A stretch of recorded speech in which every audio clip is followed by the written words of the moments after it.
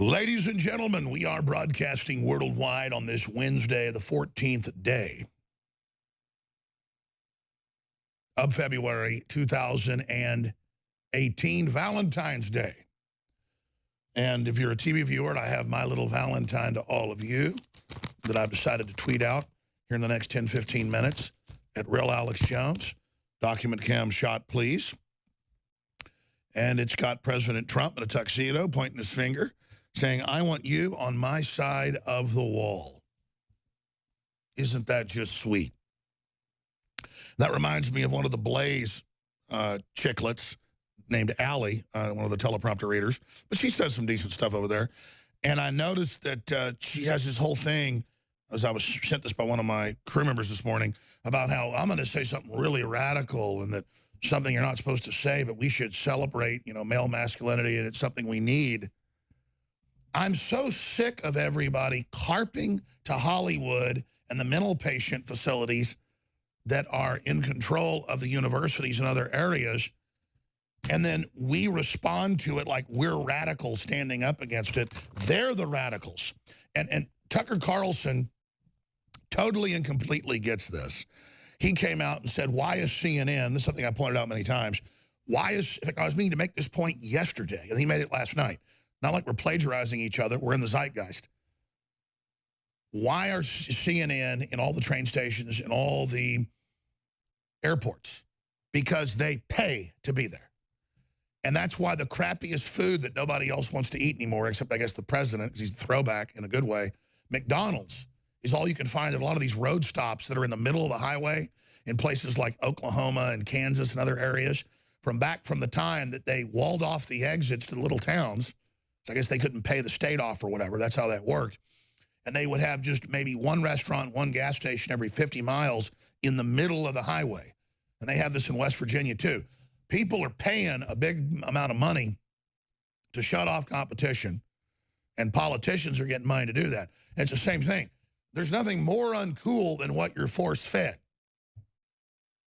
And so it's illustrative of how they're trying to look like they're the establishment. They're trying to look like they are the standard. But it'd be like in the old Soviet Union in the 1970s, picking up a copy of Pravda and going, oh, look, it's on all the newsstands. Because it's being shoveled at you. And I know the listeners and audience get this, but people like this Allie chick, who I guess like a year ago we invited on the show once, she's like, oh, I wouldn't be involved with you. I was already going to come on air and make that point today. And when I gave them the clip, they said, oh, that's kind of a teleprompter reading person that, you know, thinks they're above Infowars. And I said, that's the point I'm even going to make without even knowing who she is. I could watch it. Didn't even know who she was. They were just trying to set her up for the show. I was going to make the point that this is why we may not win the fight. Because we're here like, oh, my gosh, they said families are bad. But, hey, we're radical. We're saying they're okay. No, they're the radicals. That's totally cult-like. Have the New York Times, the Washington Post, CNN, all yesterday, it's all a talking point, say best friends are bad, families are bad. They're now admitting their plan, but saying it authoritatively, like we're supposed to grovel and say, oh, you're right. Stop your man-spreading. Stop your...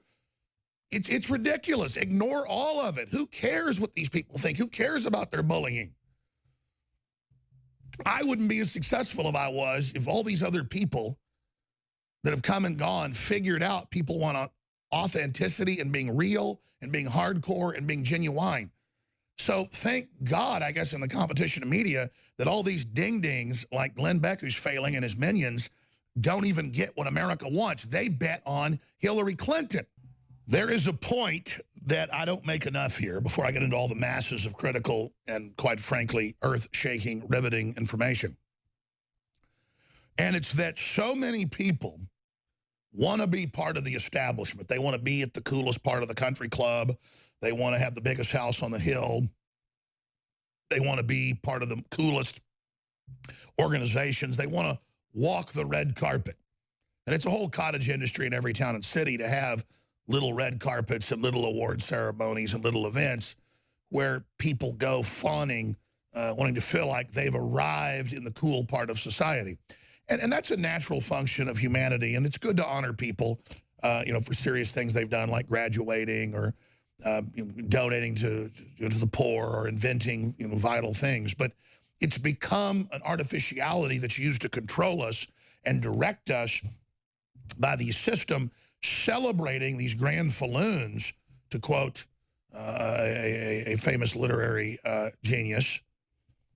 They become these big ridiculous things that are meant to just be advertising to celebrate our own enslavement and to make us enjoy being part of the whole servitude-based system that Kurt Vonnegut and others wrote so eloquently against, on what I'd call the true left. The modern left is the exact opposite of what the left under Thomas Jefferson or somebody like Kurt Vonnegut would actually be. So again, all these terms are interchangeable and completely twisted. But what we must do is scientifically and empirically study the real political systems of the world and then develop our own terms for them.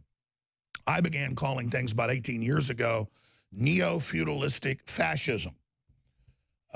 And now you see that term is in popular use, even in university-published papers, and I see it everywhere, that the globalists have set up a new form of neo-feudalism, a new form of corporate colonialism, another term I've used, I coined, over the population of the entire globe. They exploit the third world and then weaponize them politically with globalist prepackaged propaganda for their area to then make them hate the West, make them want to invade the West, and then have incentives for them to invade the West, free housing, healthcare, you name it, to then use them as the new subgroup to drive down wages, drive cultural divides, and then bring in a large police state to protect the indigenous population from the new client state group that has been brought in to be a state within a state. This is all part of the destabilization program of any successful upwardly mobile culture, because that threatens the globalists. They have a breakaway civilization that is the only group allowed to be upwardly mobile, and that to be an accelerated vertical integration towards the singularity for the elite, not the people. So everything else must be sabotaged with the psychological warfare programs, with the computer algorithms, with the fast trading systems that game every system, turning what was casinos into absolute invincible frauds in the final equation. Trump has attempted to sabotage that and direct that huge cornucopia of wealth, at least partially, back at the people, and that has been the great crime that he has committed. So that said, so many people want to tune into what they think is the establishment, and they want to tune into what is basically being aired in the airports, and that's not cool. CNN is uncool all over the world. Their ratings have gone from low to basically not even existent, but they still pay large amounts of money to be in those government and corporate controlled facilities, to have the look that they're ubiquitous. They're the bottom line. They're the real news, because they're the fake news. But I've seen Jake Tapper, when he attacked me just a few weeks ago, he said, Infowars is a terrible, and they looked down at his notes, said terrible news organization. He didn't want to say fake news, because they first tried to launch that. It blew up in their face. So you notice they'll have a satellite cutout, or they'll cut out of Trump's speech, or they'll cut a congressman off if they say fake news, because it damaged them so much and invokes memories of everything they've done. And this is the key. Just as Gruber said, thank God you don't have memories. Thank God you're so effing stupid. Thank God you have the memory of a goldfish and don't remember they were going to double and triple prices on you. Thank God you're so stupid. Zuckerberg said that too. You're a bunch of dumb effers. Now, why do I raise that again? Because if you have a memory of all the things they've done, and if we understand that the Russian narrative isn't just about trying to get Trump out of office or overthrowing that whole last election that was a true political realignment of the people, of populism, doesn't mean it's perfect, doesn't mean it has all the answers.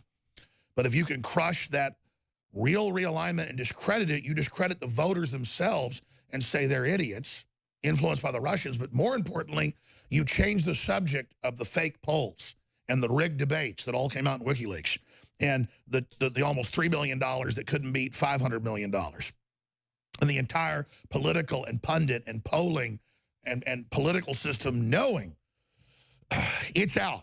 It failed. It's over. They've lost control.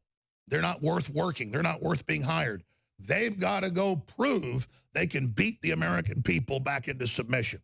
They've got to prove they can beat the Scots and the Brits back into submission with the Brexit. They've got to prove they can beat the Catalonians back into submission, and the French and the Spanish and everybody else and the Brazilians, and the list goes on. But they can't. So they move on to culture war, race war, all this other stuff. And it's all failing. But remember, we all should not just sit here and defend against the Russian narrative, which is as phony as the $3 bill. Yes, we should defend against it, but only with a modicum, with a moderate little slices, just laugh at it, then discredit each piece and move on, instead of it being the giant narrative, even responding to it, because that gives them the power. We have the power as the independent new media. We have the audience. You are the people. You have the audience. You have the common sense, the light in the dark of the night. Why are we obsessing over it so much? Why do we live to cover every angle of this soap opera, making us a slave of the fraud they created, instead of going, oh, they brought up Russiagate because they don't want you to see 5 clips of Democrats we're about to show you years ago saying the exact same thing Trump said on immigration, or they don't want you to remember them crying on election night. Oh, let's show some of that. Or they don't want you to remember their fake polls. Or they don't want you to remember them calling for world government. Or they don't want you to remember Hillary calling black super predators that must be brought like dogs to heel. Or Africans being told they can't have cars or air conditioning and they're being globally sabotaged. You see, we must take control of the narrative that there's a planetary corporate world government dictating an end to the family, and everyone being run by AI computers and a hellish world that's already been decided. We have to do that. And I have failed. I knew this a year and a half ago, and I knew it today. And I said they're creating their whole false narrative where even if we respond to it, we lose. You're ready with Tucker Carlson. I'm going to play that clip. And so now, here we are, deep into the fake narrative. They're failing in their overall story, but it doesn't matter. They distracted us into Russia world, which was their plan to begin with, instead of this from Tucker Carlson exposing how they're frauds. Here it is. If you've ever been to an American airport, you may have noticed something. Everyone's watching CNN. They don't have a choice. Well, that may have made sense 20 years ago when CNN had a centrist reputation, but these days the channel has strayed so far to the left and is constantly promoting wacky Russia-related conspiracy theories, along with strange spiritual advice from resident philosopher poet Chris Cuomo. You got to wonder what's going on. Airports feel like a lesser version of hell, with dirty seats, overpriced food, and propaganda posing as news on CNN. So why is this network, this channel, in every airport in America? We decided to find out. And in a surprisingly large number of cases, the reason is that CNN is literally paying to have you watch them. CNN has a special package called CNN Airport. It combines news, sports, and travel. In at least 60 airports, CNN has signed agreements to show the channel. In Miami, for example, CNN Airport pays the airport authority a minimum of $150 grand a year. In Minneapolis, the airport authorities there told us, quote, CNN covers the costs related to the TVs and infrastructure and pays us for the opportunity to be in our facility, which raises the question, how much would you have to be paid to watch CNN? You know, I've learned how the globalists roll stuff out. And I've just sat there every day looking at hundreds of news articles and watching hundreds of different news reports or boil downs of how they operate. And we've always known what their plan is for about 20 years with smart appliances and smart homes to totally surveil us and totally control us. And we even knew how they were going to try to get us to accept it. Now, about 4 years ago, the terms of service with smart TVs, that's any TV you buy, told you, watch what you say and do, you're being watched. This happened over the weekend. We're not going to go to it yet till the bottom of the next hour. And it is exactly how you would think they would do it right out of a science fiction movie. How are they going to roll out that your television, not just with a camera or microphone already embedded, but how are you going to roll it out to announce to everybody they're being watched inside their houses? By their Connect systems, by their PlayStations, by the TV itself, by the TV screen.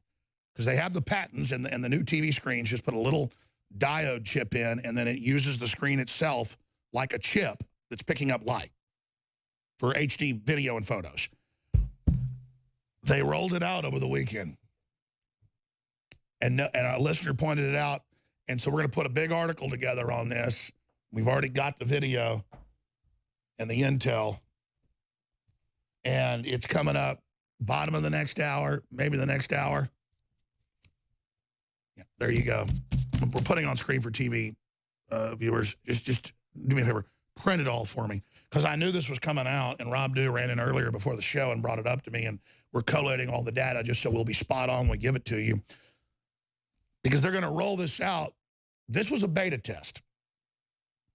And they're going to see what people do and how they respond. And then they're going to ratchet up the propaganda and have somebody down the road announce from mainstream news, you know, this is no big deal and this is a fun new thing. But by the way, it's not just that your Alexa or your Siri is watching and listening to you and saying, watch your mouth. Everything is watching you. There it is, CIA turned Samsung smart TVs into listening devices. WikiLeaks dump reveals. And that was last year we reported that. We first reported it was Samsung 4 years ago, had it in their terms of service. It's not just Samsung. This is ubiquitous. But let's stop right there. Yeah, go ahead and print me all those articles so I can give people some context. But we are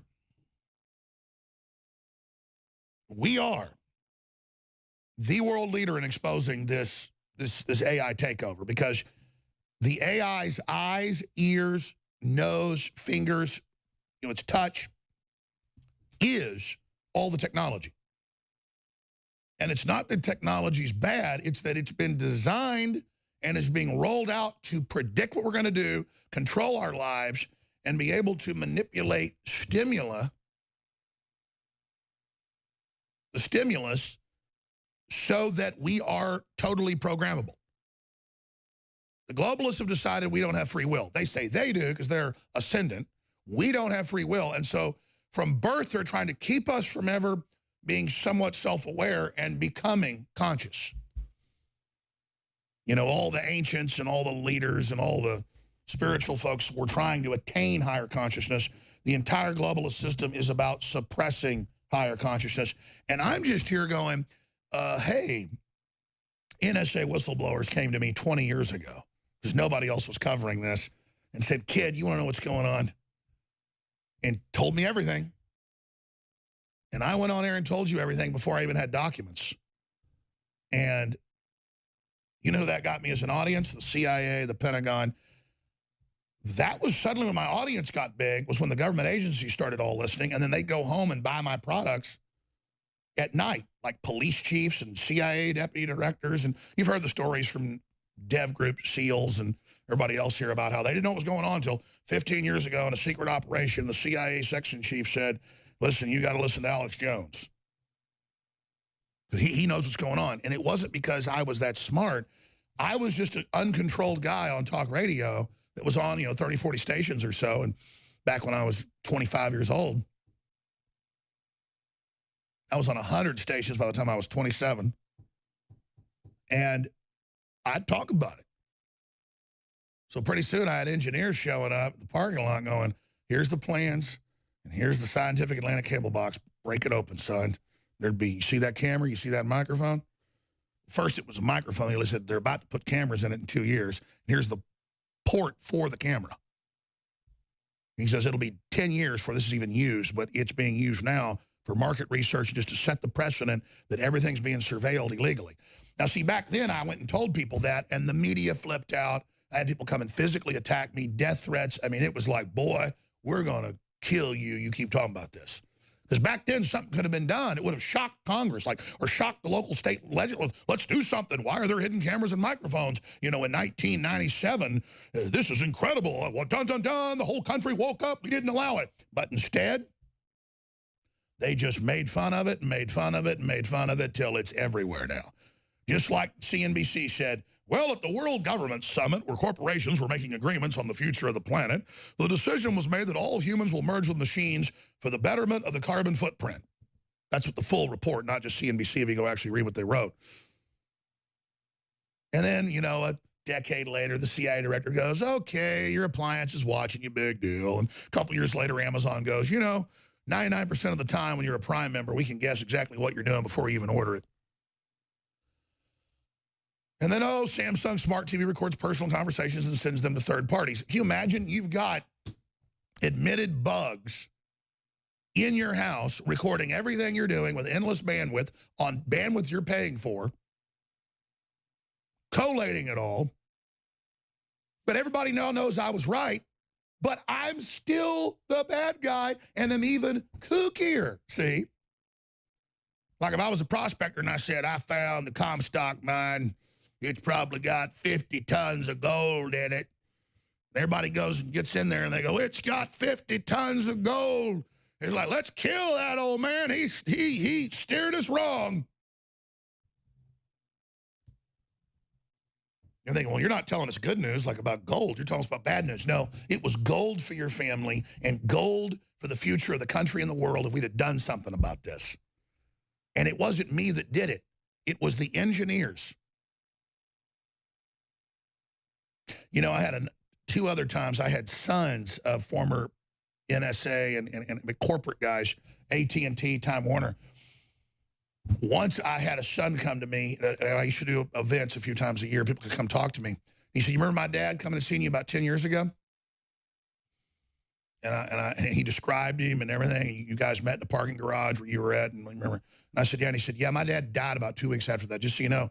They killed him, but I'm glad he did it. And let me tell you more. He told me before he died.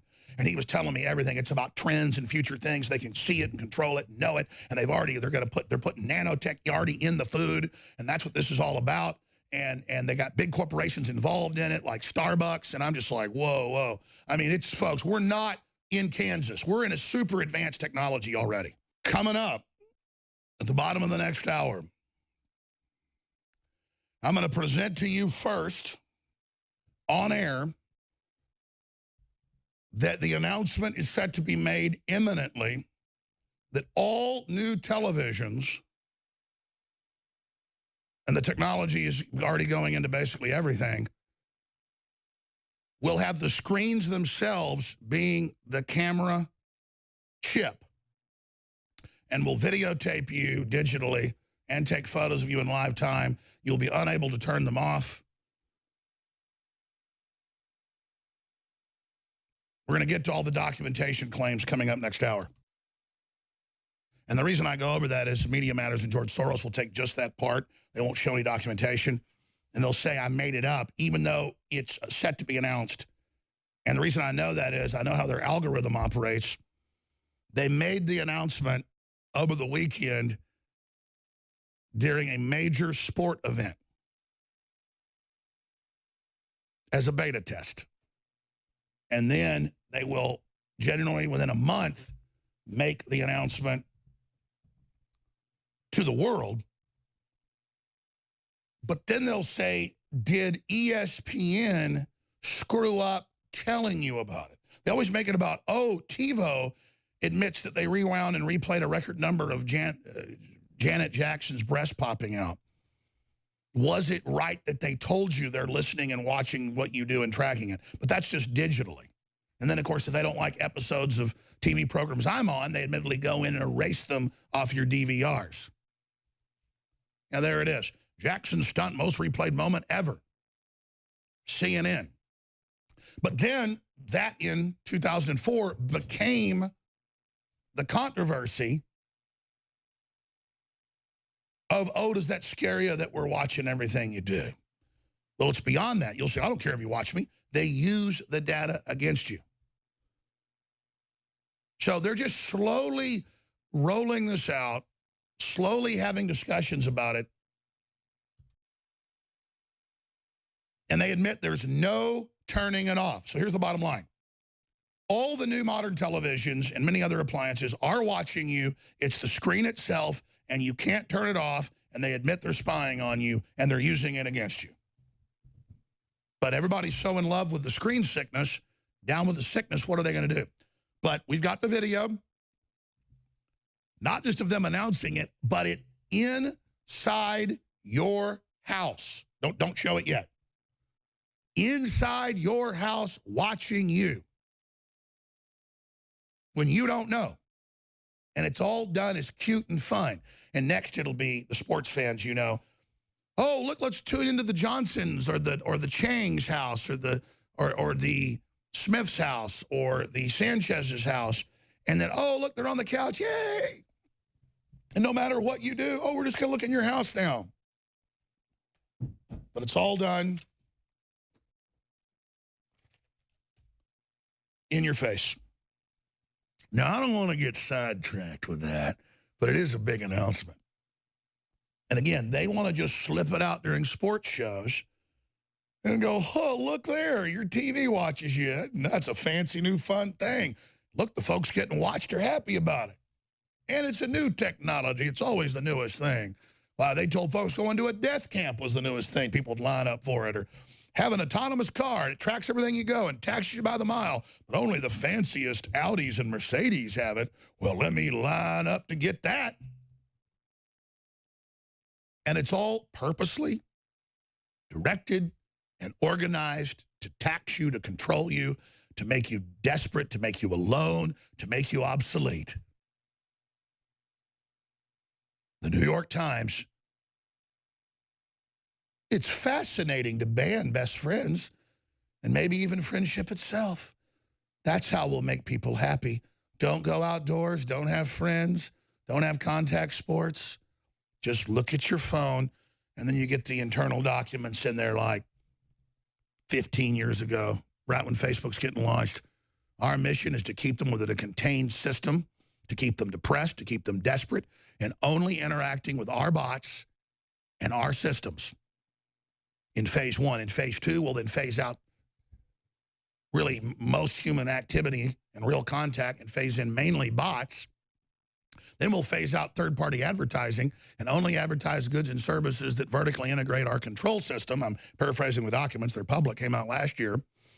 And then finally, we will phase out products all along the line and only allow them to have the products we want for social engineering towards the larger goals of our unified program under the transnational agreements, TPP, IMF, World Bank, WTO agreements, and then it lists them.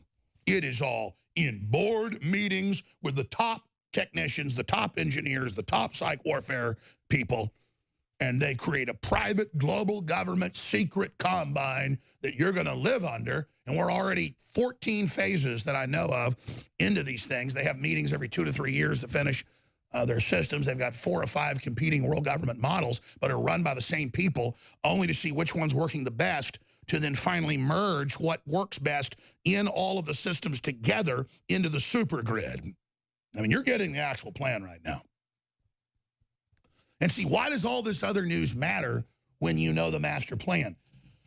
But then you've got to ask, who do they get to run it? Well, communist Chinese, they found, are the most godless, bloodthirsty, cold about it, and will just do whatever they're told and actually have a fetish to kill their own people.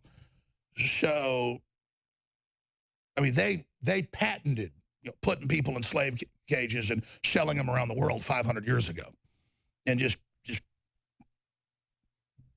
it's unbelievable. So that's why the Vatican has come out and said they are the model of human rights. They are the epitome of goodness and decency. That was the Pope yesterday in a big announcement. China, best example of church's social doctrine. Beijing defends human dignity, the Pope says. And I thought you'd want to know about that because every day or so we see another Catholic priest, including the deputy Pope, indicted for trafficking more than 100 small boys, some of which were found dead. This is out of the Idaho Statesman. Hundreds of child porn images, LSD ecstasy found in Boise priest home, prosecutor says. But that's not the issue. The headline should be, this retired senior priest talked in message boards about his desires to rape and kill children that he would kidnap. And, of course, you dig deeper into the situation, you'll find more.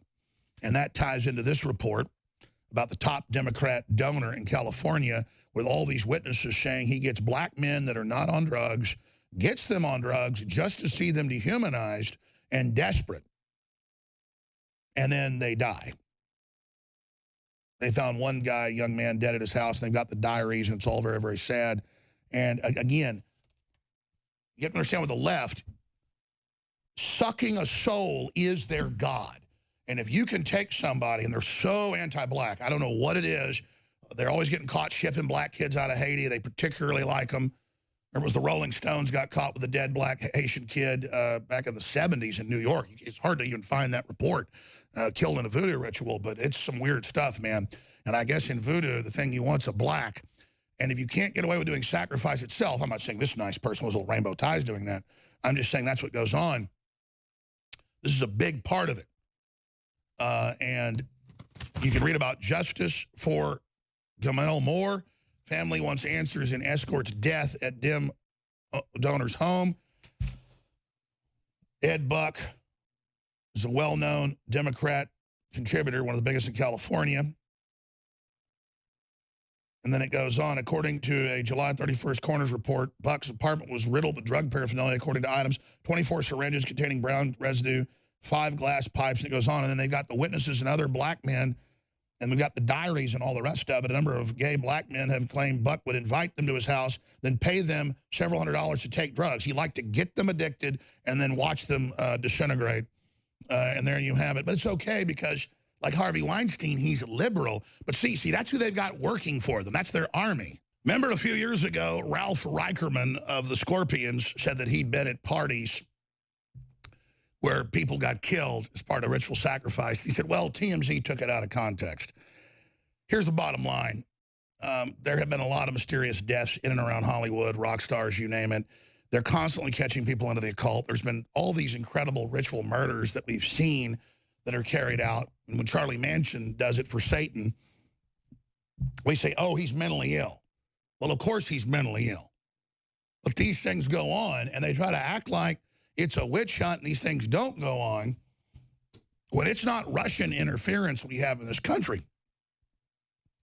It's globalists involved in every aspect of our lives, dehumanizing us, trying to corrupt our children, trying to attack our families, and they're now so out in the open, they're trying to normalize saying, don't say father and mother. Don't say Jesus Christ. Don't even say you have a family. Don't have Trump say family and church during his State of the Union, that's hateful and bad. And that communist China is the best example of human rights. According to the Pope, it's all sick jokes. Bringing in 10 million radical Islamists into Europe and letting them do whatever they want. That's all satanic. Snopes is out saying, well, the new portrait of the president doesn't have sperm on him. It looks like sperm painted, but it's you know, and yes, the artist does paint sperm on some of his other paintings, but the Infowars is wrong. It's not sperm. Even lying, they have to admit the truth. Let's play Mr. Scorpions. Here it is. I went to one time. I've seen really bad. Was it like a donkey show or?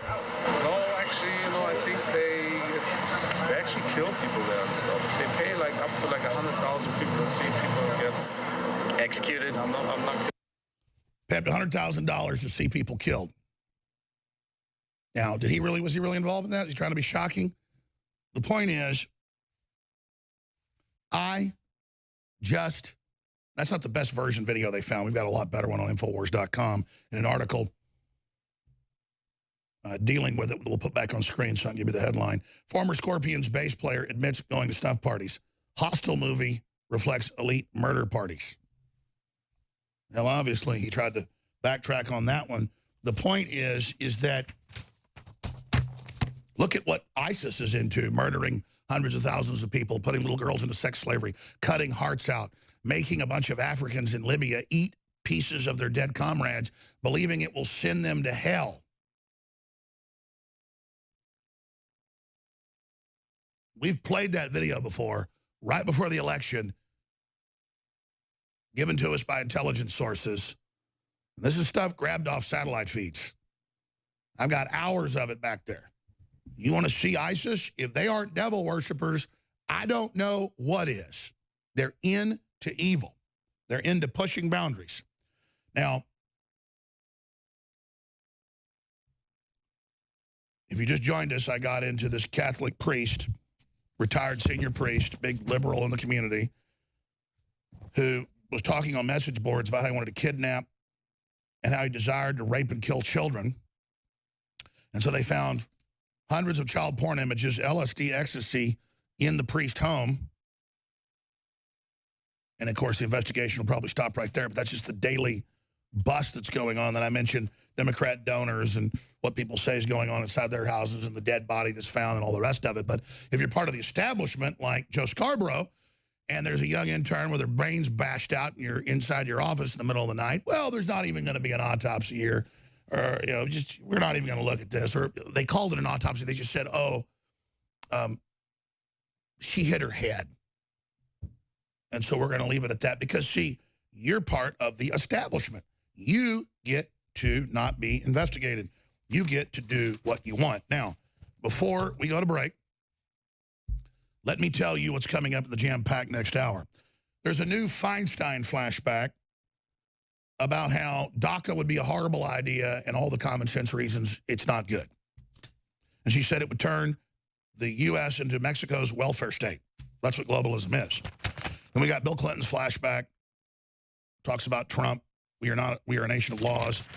And then I want to tie it into news stories that are out. EU chief, we need open borders to stop populism. We're an unelected EU. We're authoritarian. We're tax exempt. We're run by the heir to the Nazi throne, Juncker. And so we're going to bring in people that we're going to let vote to stop the natives from controlling us. We don't have the votes to make you stay in a dictatorship, so we're going to bring people in, put them on welfare, your money, and pay them to be your enemy. That's coming up. We're also going to get into what we told you, what was it, 3 or 4 months ago, tomorrow's news today, Romney to announce Senate run on social media.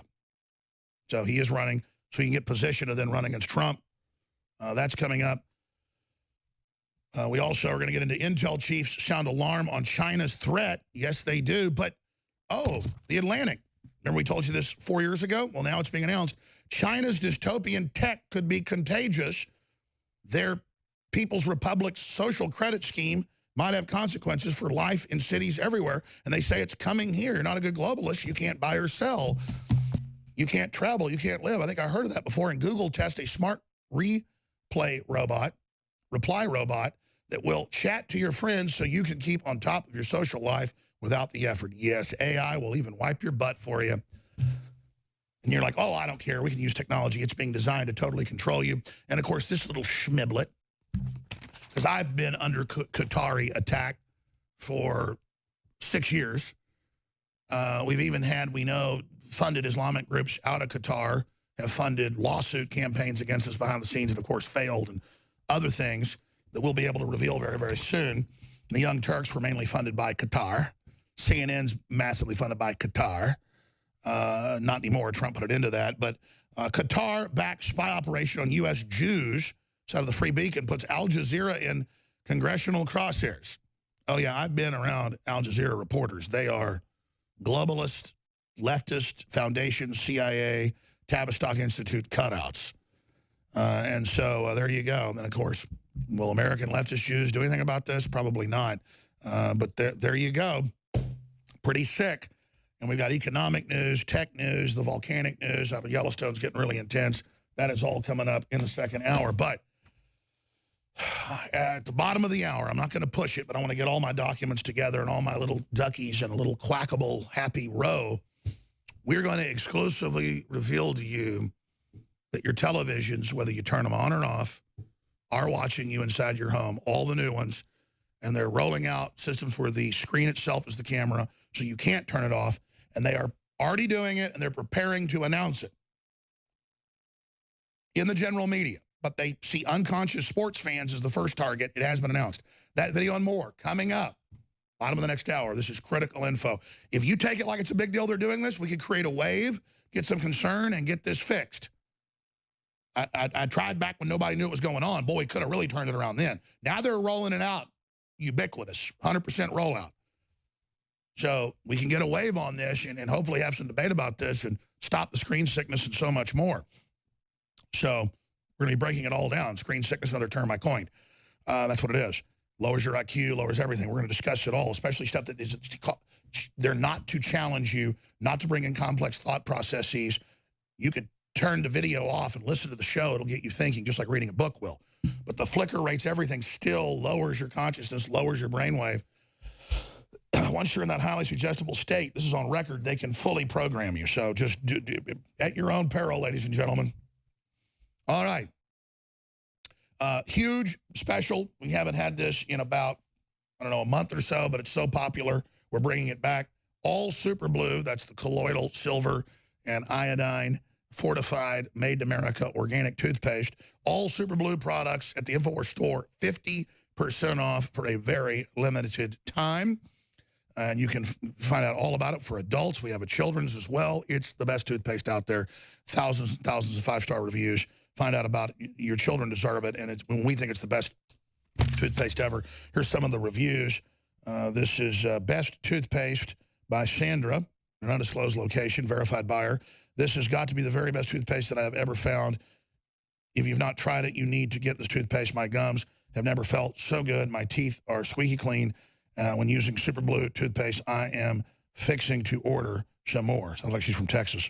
And it just goes on and on with the same 5 stars, thousands and thousands of them. Limited time Cell Force product. That is going to be called DNA Force Plus when it comes out. More BioPQQ, more CoQ10 than DNA Force. It'll be called DNA Force Plus at a reduced price. We got a big deal on this. So it's a couple $100 less than leading competitors sold at medical clinics, as if the prescription they're not. $69.95, you cannot get a better deal. This is galactic good. Also, Icarin for liver and kidney detox, 50% off out of the gates, only $19.95. Infowarstore.com. You cannot fund a more hardcore pro-human operation than Infowars, and your purchase aren't just vital, they are beyond critical. So thank you for your support. Please spread all the live links. So we've got new flashbacks that intrepid investigators have ferreted out from television archives that are being dumped online more and more. Very, very useful for the folks that are willing to pound through all the old C-SPAN video. Everything C-SPAN's ever aired has been put up. Everything, ABC, CBS, NBC, they're all just posting it.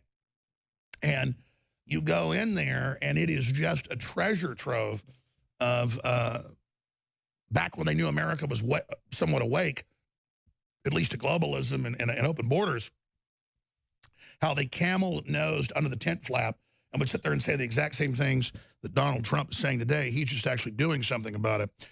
So we've got Feinstein new flashback that's coming up and so much more. And then, of course, the big news, the ultimate Big Brother news, bottom of the hour. But right now, I want to go to this video. We must reclaim our republic because that's what it's all about. We must reclaim our republic, ladies and gentlemen. That line and that song. Because the flag still stands for freedom, and they can't take that away. Where he talks about proud to be an American. And I'm proud to be an American. And the flag still stands for freedom. I know I'm free. And they can't take that away. And I remember growing up, hearing that and thinking, I love America, but that's a little cheesy. But as you get older, you learn that's how criminals operate, is that once they get control, they want to take everything away from you. And modern liberals are just criminals. And studies show that. Depending on the studies, 6 to 9 times more likely, British, U.S. studies, Canadian studies, by liberal universities, by the psychology departments, that they're way meaner, give way less charity, and steal. And it's because they're weak. We went through the Treasury annual reports and could document where the money was taken from the investors from Freddie and Fannie, the 2 large mortgage giants. The Treasury put it into the to their general fund, and then we watched the accounting. We did an Excel chart, which shows exactly how the money was diverted into health and Medicare, and the dollar flows are dramatically a pattern that confirms when the money was taken out of Fannie and Freddie, Treasury shuffled it off into this commerce and housing, and then it ends up in their line items for expenditures in health and Medicare. And I've looked at the federal law, you've covered it, it's totally illegal. Totally illegal. And this also proves and why it's so important right now. It's time for all these gangster thugs, the Democratic Party that want to fight. It's time they start getting one. Of course, they'll just blow up a school and say we did it. No, I mean, it's time politically for them to get their asses indicted for this and everything else. This shows, Alex, that Obamacare was bankrupt. And if the Obama administration had not illegally taken money that was never appropriated for this purpose, looted it and robbed the investors. I mean, there's lawsuits on this. The investors this is the biggest theft of corporate dividends in U.S. financial history. And the system seeks to arrest the development of individuals so that they can control them throughout their lives in like an endless junior high Eddie pool or Groundhog Day. I thought it critical, absolutely critical, to talk about the psychology of these people. And just that line, the flag still stands for freedom, and they can't take that away. So part of taking America back is having a wall, is having visas, is having sovereignty, and is supporting the men and women who've served in our military and who serve in it now, not because you're in a cult of worshiping the military, but because you understand the globalists want to take that away from you and demoralize the nation so we can be controlled. And everything Trump's doing is to stop the demoralization. You know, Tucker Carlson is the slickest, in a good way, smartest person on television right now. Sean Hannity is the most dogged and has the most courage. But Lou Dobbs, in his massive knowledge of politics, of business, of everything, really is the master. And that's all on Fox. Fox tried to be anti-Trump until about 6 months ago. They lost about half their viewers and almost killed them. And then that attempt failed, and now the floodgates are open again to tell the truth. Doesn't mean they're perfect. But think about where we'd be if it wasn't for Fox News. And the only reason I say that is the globalists are constantly in their public white papers scheming how to bring down Fox and how to pressure Murdoch to do it. But Murdoch has hedged his bets and is now burrowed in with Trump, talking to him every day, I'm told, and really knows how to be a sycophant, trying to lick his rear end. I'm sorry to use a gross term like that, but I want this to get to the president, so I just said it. Murdoch is trying to not just brown nose, but kiss the rose of Venus shame. And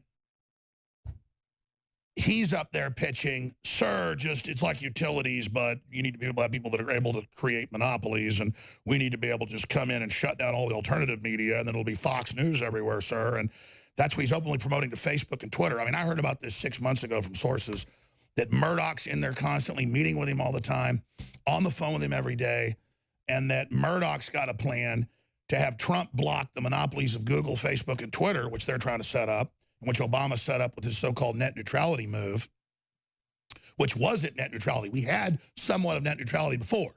The FCC done its job, getting out of the way.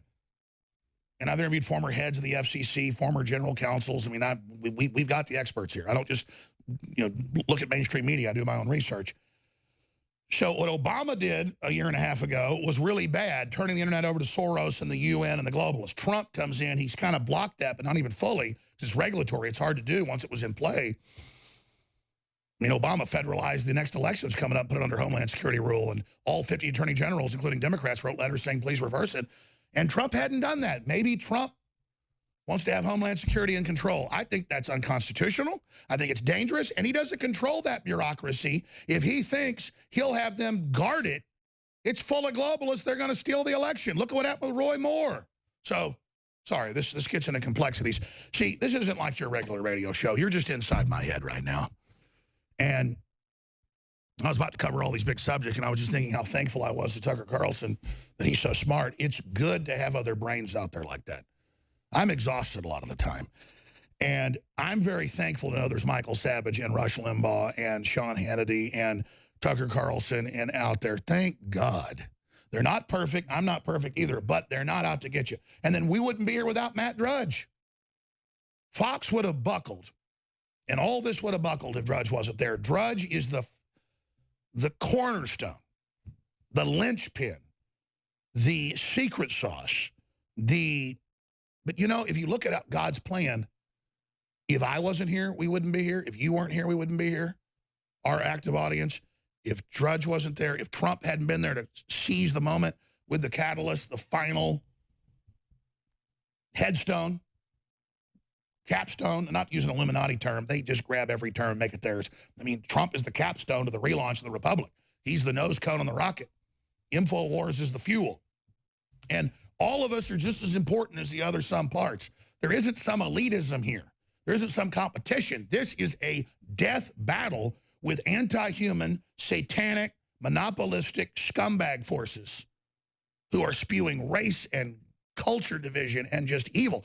We have to declare our race, our religion, whoever you are, whatever you stand for, because the globalists want to outlaw it all and override it. Doesn't mean our cultures are perfect.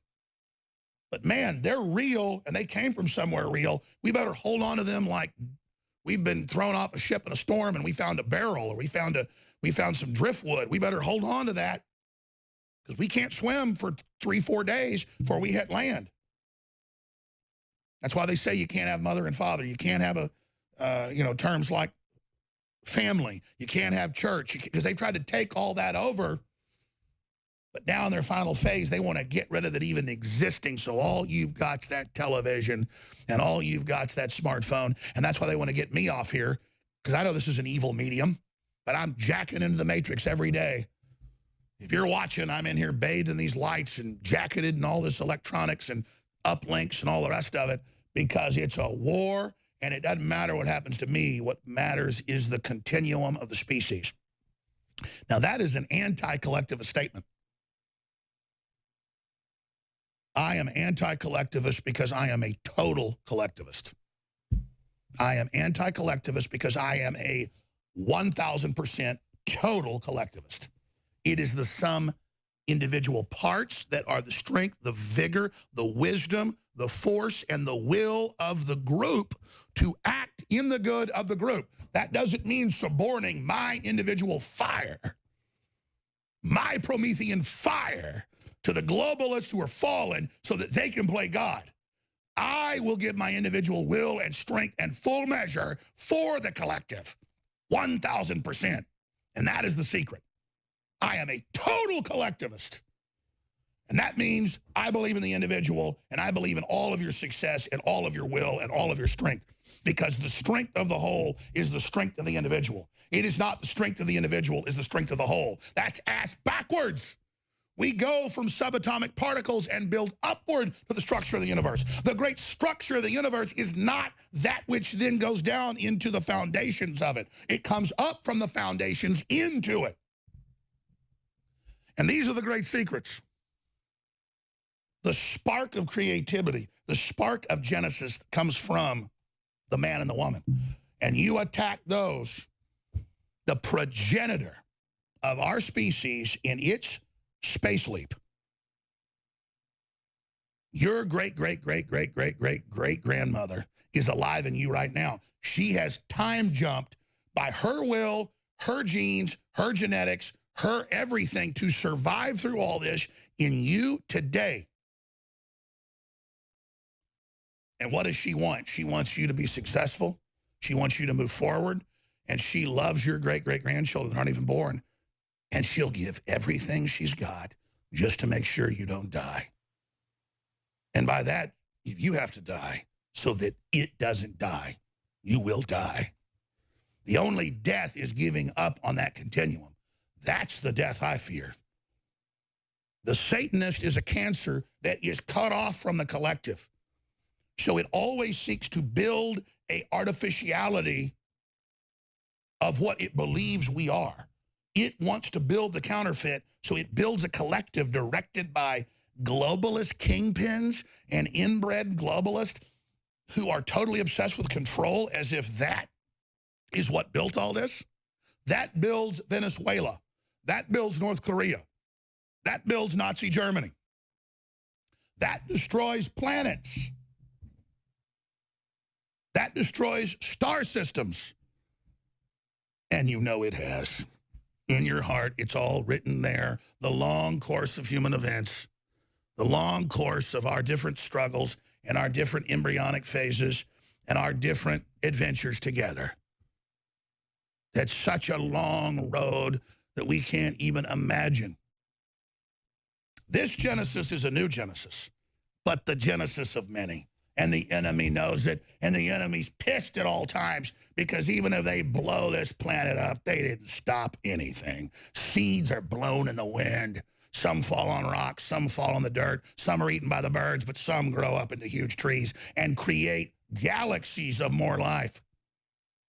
And as long as you bow down to God, from which all of this flows, you're in good hands, and you cannot lose. And so all of these artificial constructs and everything that's been put in place is to separate you from God, because God is, all there ever was, and all there ever will be. And that is the war on for your soul, the war on for your mind. All right, we're going to go back in the time machine on the Democrats with some new flashbacks where they've got egg on their face dealing with globalism and open borders. And then the next phase of Big Brother revealed here exclusively. So, coming up, next segment, if Kit Daniels is ready with the article, he's awesome. I said, we'll go with the story tomorrow. I want to codify it. We already have all the facts, but this is so big. He said, I can get it done in a couple hours with the patents, with the documents. And so he's in there rushing to get it up, and then we'll kind of typo it and stuff once it's out. But this is certainly Drudge-worthy, since we were talking about Drudge. It is, in my humble opinion, so important what you're about to see coming up. I may have to push it to the last segment of this hour, but I promise this hour we're going to cover it. Because I don't want to rush Kit. We've got the video. We're going to air all of it. You know me, folks. I'll say, coming up, and I cover it right then. I'm not one of those guys that plants hooks. I mean, I'll say we're going to break. This is coming up next, because that's what's coming up next. But I'm not like, the suspense, dun, dun, dun, dun, and then the suspense is the meal.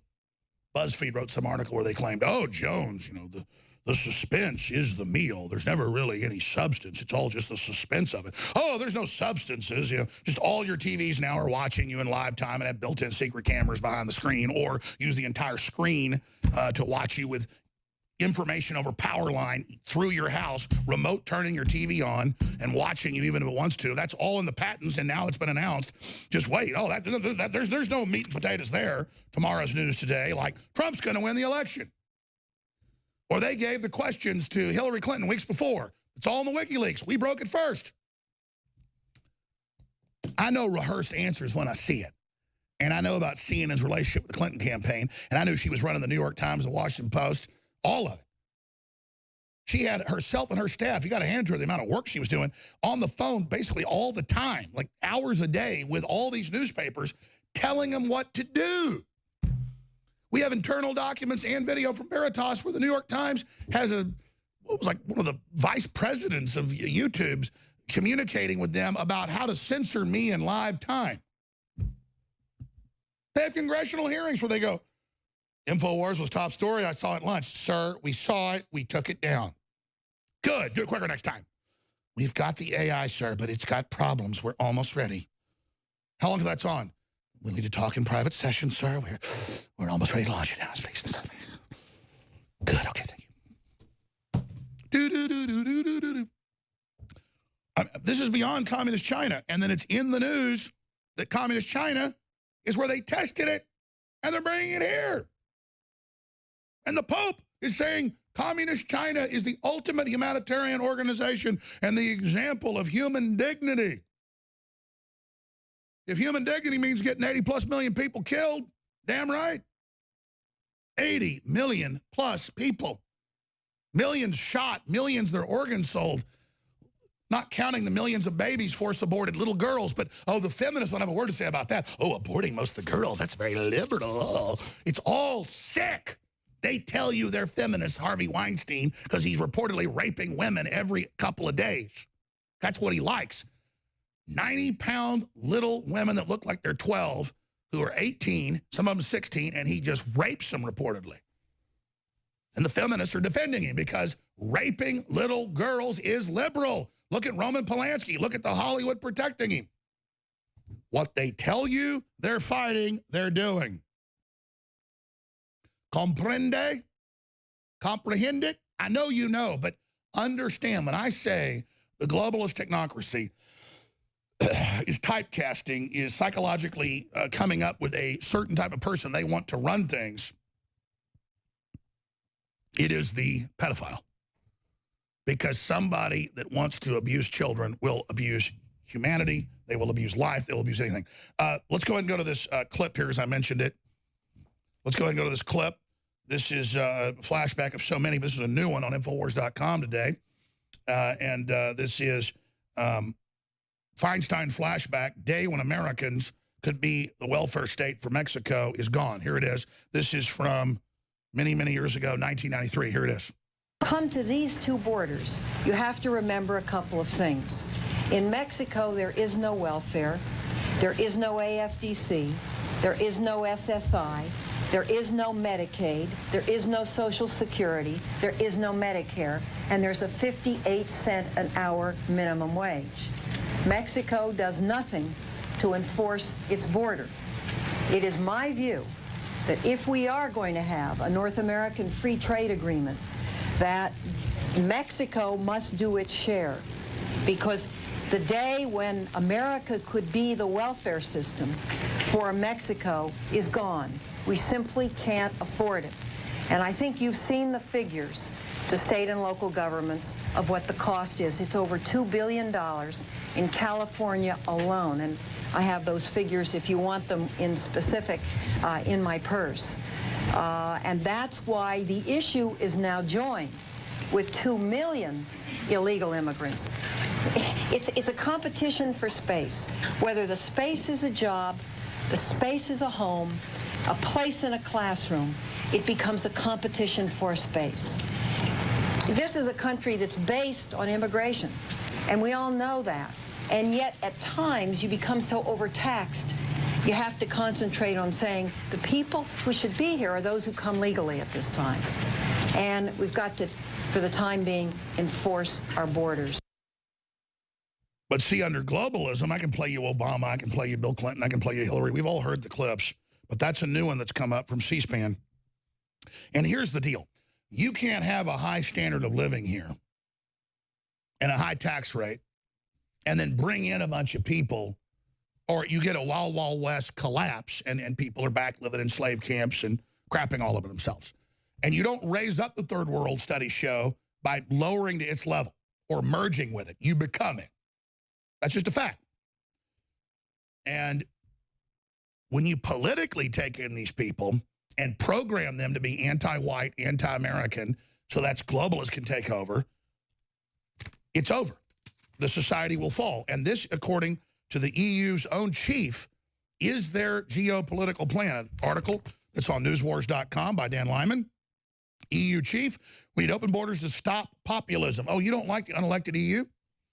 Well, let's bring in 10 million people, 80% of them military-age men, let them do whatever the hell they want, give them free housing, throw old people out of their government housing, because you got to have an incentive to bring them here.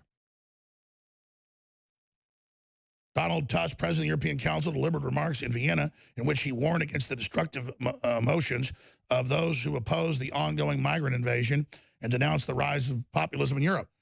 And these are irregular troops coming in to be the muscle of the left. Now, before we go to break and come back with this huge breaking news, we are doing 50% off our super high quality colloidal silver fortified and iodine fortified super blue toothpaste and mouthwash. This is already a bestseller. We already sell a lot of it at the full price. And, you know, it's a good deal up there at that cost. It costs us a lot to make it. When right now it's 50% off InfoWarsLife.com, InfoWarsStore.com, or 888-253-3139. And that's how you help fund the operation. Also, the liver and kidney cleanse, Icarin, is 50% off out of the gates. We've got the new Cell Force. This is really DNA Force Plus. That's 50%. That's about to end. And we've got so many other products, InfoWarsLife.com or 888-253-3139. Thanks for making the whole broadcast possible. Without you, we wouldn't be here giving you tomorrow's news today. Stay with us. Okay, the next segment's about a minute longer. the segments are all about 10 minutes, but the next segment's 10 minutes, 50 seconds long. And so I'm going to break the big news at the start of the next segment, and it is big news. A lot of people drum up how big their news is going to be, and then it's not really that big a news, and then people just get used to hearing this is big news, this is big news. This isn't just big news. It's about you being concerned about it, and it's about you making it big news. Because so much of the psychological warfare out there is about just getting you to acquiesce, getting you to break your back politically, getting you to give in, give up, demoralize you. But I'll give you the headline. It just went live on Infowars.com, and it's a smattering of the info we're going to cover in the next segment and the backstory and how big it is. But the story just went live. Hit refresh on Infowars.com. We're uploading it to our other sites right now, like newswars.com. Exclusive, ESPN admits to watching you through your TV. Ultimate Big Brother technology rolled out on unsuspecting fans. We have the video. This is nowhere. A listener sent us this. We found it. Another source confirmed it. This is unbelievable. So, and this is them watching them in another country. And they don't even describe what's happening. It's meant to be a mystery. We looked it up. So you wonder how they're going to roll this out on you? Just boom. Oh, yeah. In a nice, fun atmosphere. Not having a debate about is it good, is it bad. Just suddenly, it's here. It's like you're Austria in 1939, and suddenly the Nazis just march in. You don't announce it. You just are there. Oh, hey, we're watching in your house. And you're like, oh, everybody knows they're doing that. Oh, really? I was the crazy kid for warning you exactly how they do it 20 years ago. My point is, they wanted just to get you ready like a frog in the boiling pot where it's kind of bubbling and you kind of just pass out and die. Come on, froggies, get out of the pot. Froggy, froggy. I used to be one too, little froggy in the pot. Come on. No. You don't want to roll your eyes back. I can't pick you up. You have to get on your own. It's called free will. Come, froggy. Little froggy. Nice, happy. Hop off and enjoy yourself. But you've got to get out of the pot. You got the globalist Cajun there with the seasoning. I'm not knocking Cajuns, but they eat frogs. You know what I mean? This is serious business, folks. And I don't have to explain to you how it's bad the TVs are watching and listening to you, right? Right. Remember still that's bad? Remember 1984? Remember? I'm going to cover that too coming up. But I haven't done proper plugging. I did like a 1-minute plug last hour, 1-minute plug just now because we need to fund our operation. We are launching 3 different satellite uplinks. Now, we've got 2 right now. We're going to do 1 more so we can really service all the cable and TV stations in North America. And then I want to get on one that goes into Europe and everywhere else. And these aren't just the satellites, and I'll be announcing the details soon. They're the big ones, that the big giant dishes for the best HD. Then there's the systems that, Galaxy 16, you name it, that blast the entire U.S. where a small dish can see it, but also all the TV stations, all of them can get it. We got a bunch wanting the show. So we're lining up all sorts of stuff right now. We got 2 links up now. 3 will be up soon. And by next month, I'm going to announce the rollout to stations, the push for listeners to call their local UHF, VHF stations. And believe me, all you got to do is with your local UHF and VHF, most of them are on basic cable. And basic cable is, the little secret is more than half the viewers on a regular cable sign-up are watching basic. The bottom 40 channels or so. And I looked at the numbers. People like Glenn Beck paying $25 million or $20 million a year, depending on the year, to have their own glamour channel. Oh, look, I have a channel. Because I was offered, Beck was trying to get out of his channel a few years ago, and the people that were involved in it tried to see if I wanted. And I said, I don't have that much money, A, and B, be channel 1800 or something, and then, okay, people want us, here we are. They want to find us, Infowars.com. There was some huge audience already tuning through there, like there is on basic cable systems and UHF and VHF, people that haven't been reached, really, by talk radio or by the internet, that I'm all about it. People are like, yeah, well, there's kind of an uneducated group on average watching broadcast TV now, or there's all sorts of people watching. The point is, I want to reach people, period. Folks ask why went with old Voice of America transmitters that got bought out by private groups when the U.S. stopped transmitting at hundreds of thousands of watts of shortwave into Europe and Africa and everywhere. They said, there's no money in that. Why are you going to pay $10,000 a month to be on 4 or 5 different transmitters, 10 hours a day, blasting all over the world? Because I get letters from missionaries and letters from African children and letters from Eastern Europe. They're listening. They've got their shortwaves out. It's a giant audience. They used to hear the Voice of America. Now that's gone. They get the real Voice of America. See how that works? I don't care about the money. The money is to put fuel in this operation to crush globalists. But TV-wise, I don't want to even name these stations because we're not going to list the stations. People will figure it out local. The listeners will promote the stations so they don't get harassed, so the globalists don't list their number. And it's not big harassment, but it's enough to get some stations to turn you off. One of the smartest things I ever did about 5 years ago was decide to not list our affiliates or only our older hardcore affiliates. More than half our affiliates aren't listed on AM radio. Man, when I did that, it got real good. Because they know the listeners are going to promote it anyways. It's going to get high ratings. They want to do the right thing. They want to put us on, but they don't want the controversy of being singled out to be targeted. And it's the same thing. We have got some of the biggest TV stations in the country ready to pick this up. And some of them are already doing it. And I'm going to leave it at that. And we're seeing big financial returns as well to help fund the operation.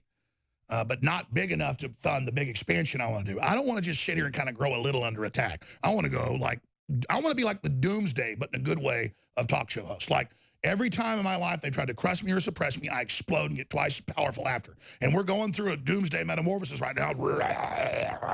And around here, all people are getting hired, equipment's going in, satellites. I mean, it's happening. And so I need you to make sure that my next mutation, your next mutation, is very successful and very destructive and destabilizing to the New World Order. I mean, our full commitment is total war and information with truth against the enemy. I'm not risking my life in doing this at half measures and playing games and any of this crap. We're 100% attack the enemy. And we're not that perfect or any of that. We're just, you make us possible. So I need you to go to InfoWarsStore.com and just look at the water filtration, air filtration, non-GMO heirloom seeds, super high quality, fortified, fluoride-free toothpaste with iodine and colloidal silver, and all of it 50% off right now. And Icarin, the liver and kidney detox, it's so amazing. The strongest formula out there from our research of the known concentrated herbs and compounds to flush that garbage out and give your body the boost it needs. And Cell Force, which will be known as DNA Force Plus soon, for $69.95. That's one of our more expensive products. Leading competitors are $200, $300 for formulas not as strong because the Bio-PQQ and CoQ10 is expensive, but they mark stuff up 7 times. Well, no, we got $35 per product in the bottle, and it's $69. That's 100% markup. I mean, this is like, you want the real CoQ10 and Bio-PQQ. This is like nuclear bomb level, and it's not on the bad stuff in your body, and it's not the synthetic crap. That's why it's more expensive for us. So it's all available. We have the Infowars Daily Digestive Pack, 50% off on the carnivore to help digest meat and protein, and the Floralife 15 billion, a great probiotic deal. That's an amazing deal, and so much more. We also have a new partnership with Spike Tactical, SpikeTactical.com, with all their top-of-the-line rifles and accessories, Patriot-owned, all made in America. That is 5% off. Additionally, that's with some of the Spike's Tactical gear here in Austin, Texas. We never kind of cycle through to the end of the promo, though. Maybe it's not your fault. I always go to it next to a break. Maybe we should go to the end of the promos. Folks will see some of that and see our own buddy Tim Fluget there. Pat loves wearing those pink glasses as a joke. That's Pat, one of the crew members there. And they've got just all these amazing firearms. So they got the compressor, the suppressors, all of it. InfoWarsStore.com or 888-253-3139 or SpikesTactical.com, and then a percentage of the proceeds of that goes to fund us. Again, we'll be right back. Infowars.com is the main news site. PrisonPlanet.tv. I want to thank you all for being members there as well. We'll be back with the giant news, I promise, straight ahead. I've covered a lot of crazy, bizarre, but real news over the years. And I got to tell you, this one tops them all. Because it's so in your face, but at the same time, so stealthy. And I'll explain in a moment. Here's the article. It's on Infowars.com. We're about to exclusively played the video. This aired live over the weekend, but no one picked it up. No one paid attention. No one thought it was a big deal because it was beta tested targeting the perfect audience. Exclusive. ESPN admits to watching you through your television. Ultimate Big Brother technology rolled out on unsuspecting fans. And then we've got the patents and the backstory of it. So we're not just going to give you the story first. We're going to give you the rest of the story. So as a population, we can have a debate about this. But I wanted to read from the early chapters of 1984, which is not an owner's manual. Somebody ought to explain that to the technocracy. This is former OSS propagandist and super spy Eric Blair, a.k.a. George Orwell, head of the Communist Party in England at the time, writing about what they were planning after he defected back to the West and then blew their entire operation, causing thousands of arrests. That's just recently been declassified. So let's hear from the former head of the Communist Party, UK, head of the Fabian Socialists, which was the Communist Party, decided to stop their plan because they were theorizing all this, and he later wrote nonfiction books before he died, or white papers admitting it. So let's read the quote by the top super spy, double agent. He thought of the telescreens with its never-sleeping ear. They would spy upon you night and day, but if you kept your head, you could still outwit them. With all their cleverness, they had never mastered the secret of finding out what another human being was thinking. Facts, at any rate, could not be kept hidden. There could be tracked down by inquiry. They could be squeezed out of you by torture. But if the object was not to stay alive, but to stay human, what difference did it ultimately make? They could not alter your feelings. For that matter, you could not alter them yourself, even if you wanted to. They could lay bare the utmost detail, everything that you had done or said or thought, but the inner heart, those workings were mysterious, even to yourself, remained impregnable. And then he thinks he's having sex with his girlfriend even in the woods, and of course he wasn't. They were videotaping that. Now, that's a really smart guy telling you what they were planning. And Aldous Huxley wrote his Brave New World, and later Brave New World revisited and said, oh, my brother actually runs the UN program. We're really going to do this. So, and today they're doing it. So here's the article on Infowars.com in the video. Exclusive, ESPN admits to watching you through your TV. Now, there's all these patents and the owner's manuals and the terms of service when you get a, quote, new TV. It's really a computer. Do you think a smartphone's a computer? No, these are big computers. Says, we're selling your data. We're watching you. All the big smart TV companies for 4 years. Paul Watson broke that 4 years ago that Samsung said, watch what you say. We're watching, we're listening, we're videotaping you, and we're selling the data to third parties and governments. And the news was, look, kook Infowars doesn't like the fact we're watching you. But see, it's one thing to admit it's in the terms of service. It's another thing to roll it out. Well, how do you do it? You don't say we're going to have a debate about TVs watching you and security concerns. Now hackers can get in. No, you don't do that. You just suddenly, your TiVo's watching what you do in real time. That was, back in 2004 with Janet Jackson. It knows what you're watching, what you're doing. It can erase stuff off your DVR. Well, all these years later, 14 years later, now they go, oh, look at our Serbian player. He's amazing. We'll show you the video in a moment. He's an amazing individual. Let's look at his family. Thanks to the amazing technology of new smart TVs, let's look at them inside their house in Serbia right now. Now, again, that's just them rolling out to you that TVs are watching you and TVs are listening. So what this is a propaganda piece. So this is how the listener saw it, who sent it to us. Saturday night, I was watching the Arizona NCAA basketball game with Bill Walton, the color guy. You'd have to find this. They flashed a family of one of the players watching the game in a living room. It was an odd photo. No, one was smiling and looking obviously oblivious. Get this, Bill Walton, the useful idiot, said that it was taken with incredible new technology through the television. Talk about slipping it in there and breaking it to us when we're unaware. Insane. You got to find this clip. Well, thank you, sir, because we did. Now, let's get into it. I have all the patents. I have all the facts. They'll come out and say we made this up or that's no big deal because they don't want you to have a debate about it. But we have the patent where the entire screen is a chip, basically, that takes your photo. And they have little cameras hidden in the middle that take your photo. We can put those news articles up on screen. We have them all in the news article. But the point is they admit they're watching and listening to you, and now they're rolling it out on national television. And here's one of the patents from 2012 where the LED display itself is the camera. So you can't turn it off. You can't deactivate it. The screen itself is the camera. We'll get into that patent number, US 13/989, 655. There are hundreds of these, and the CIA chief admitting they're doing it. The point is, though, this is how they're rolling it out. So let's go ahead and show the clip here of this unfolding, and then we'll get into the particular player and the rest of it. Here it is. Shows it to him, comes right back, go one way and come back in the other and get in the air. This guy is a perfect example of the Conference of Champions. His hometown, northwest of Belgrade, the capital. 350,000 people right there on the Danube River. And tonight, their family, his family, is watching in the living room at home. And one of the great new technologies that we have here at ESPN is that we can look at you in your house through your TV. So, hi, everybody. It's 6 in the morning there. They're watching right now, 6 a.m.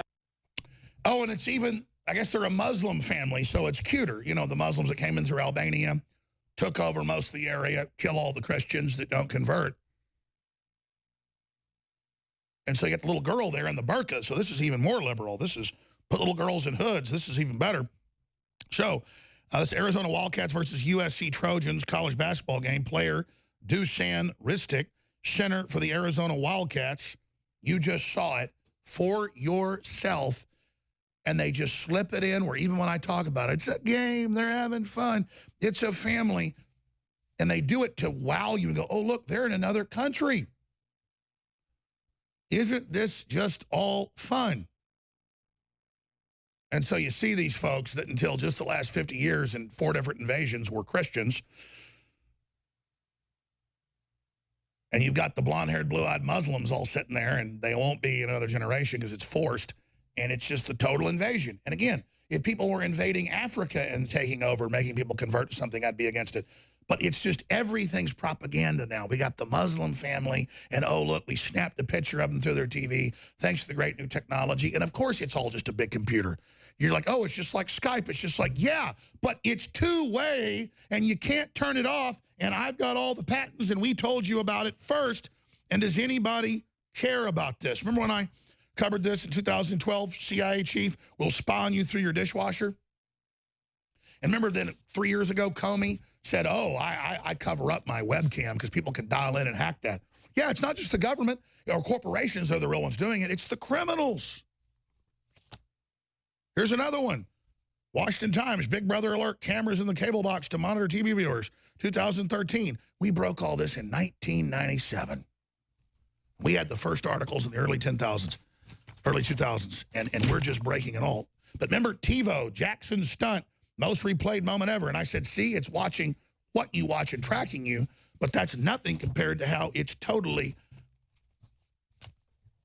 controlling your life and physically watching you. And here's another one. CIA turned Samsung smart TVs into listening devices. That just broke last year in the latest CIA hacks. Well, of course they are, because the TV is designed to do it. Why your smart TV is the perfect way to spy on you. London Telegraph last year. But again, I told you this 20 years ago. And my only point is I told you they'd incrementally just put it in place and then announce it probably through sports like it's fun and no big deal. And your children are growing up like it's not even a big deal.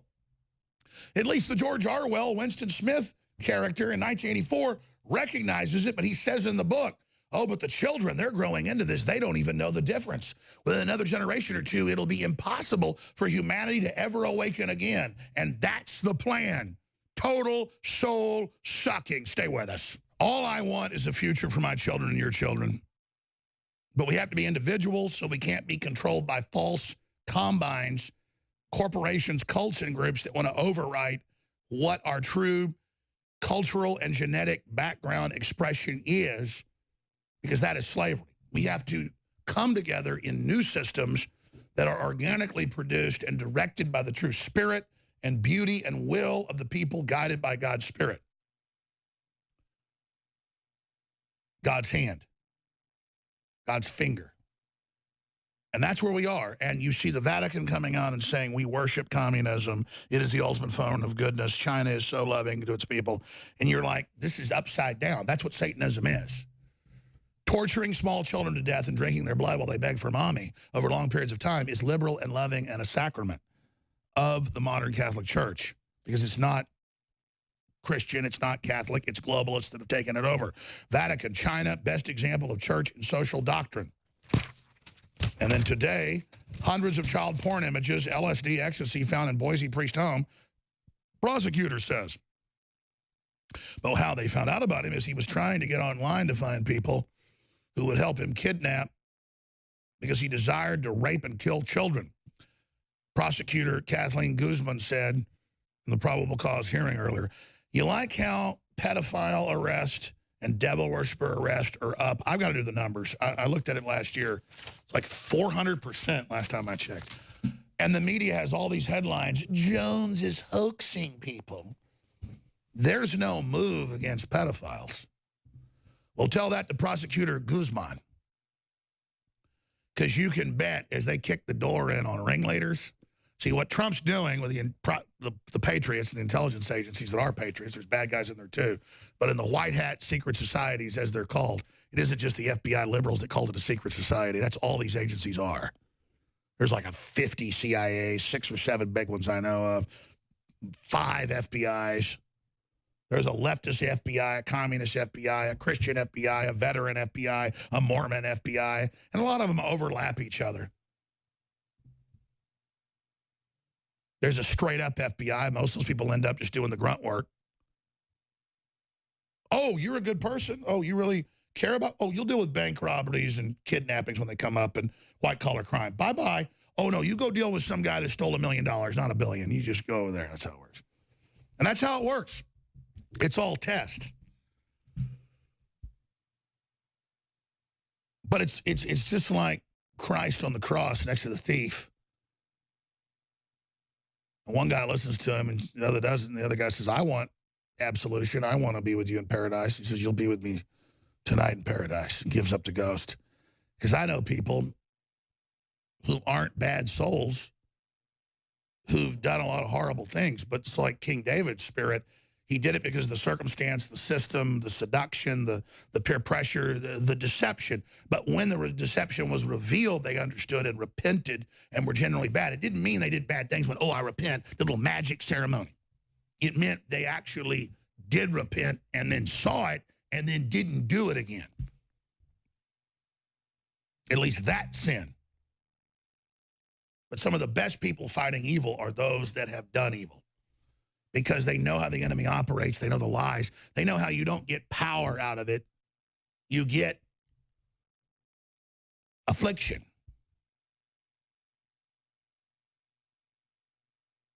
That's the archetype.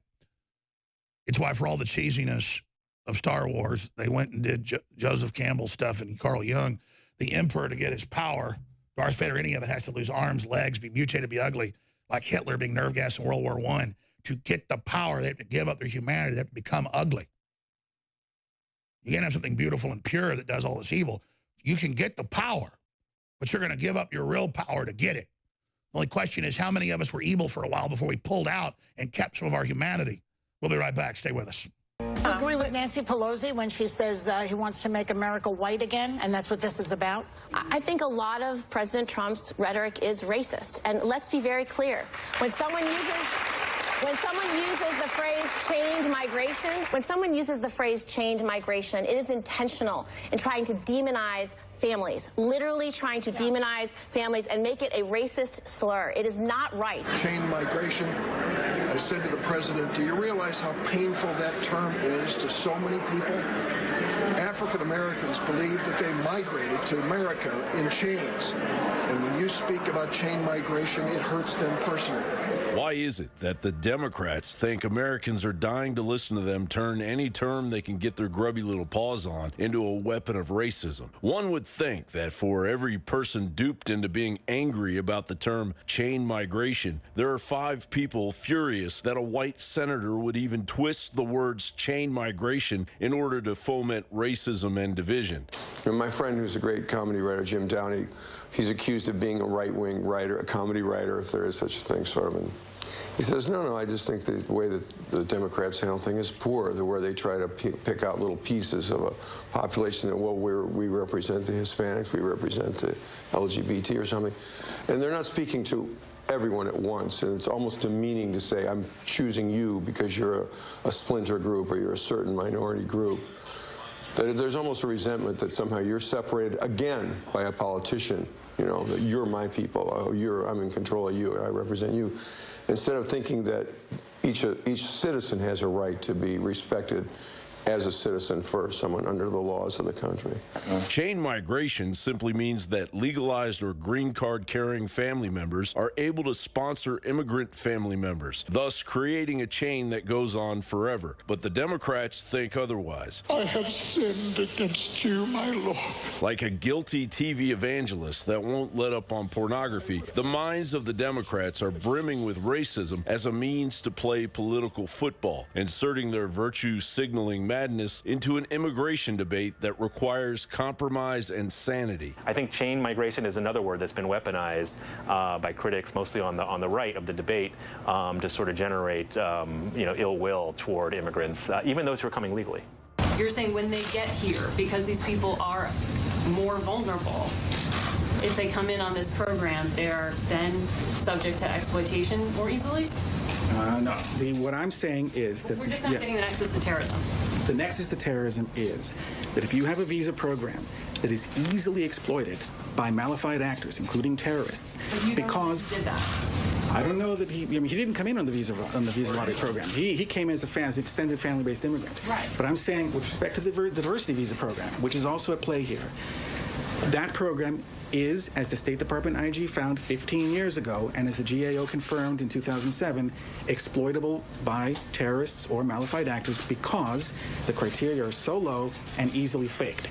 And it's a lottery. So there's on multiple levels. It's an open door. It's problematic. It needs to shut.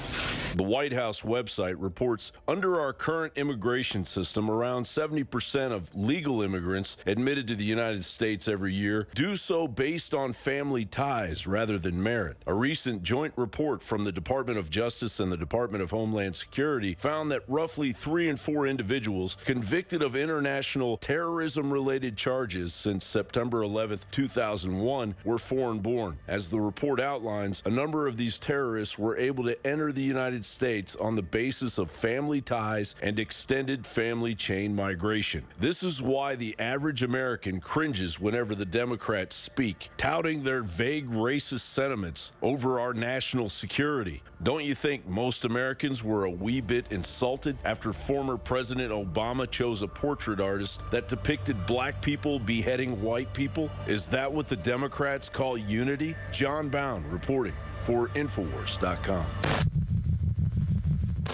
It's the Democratic Party that opposed the Civil Rights Act of Eisenhower and of Richard Nixon when he was vice president.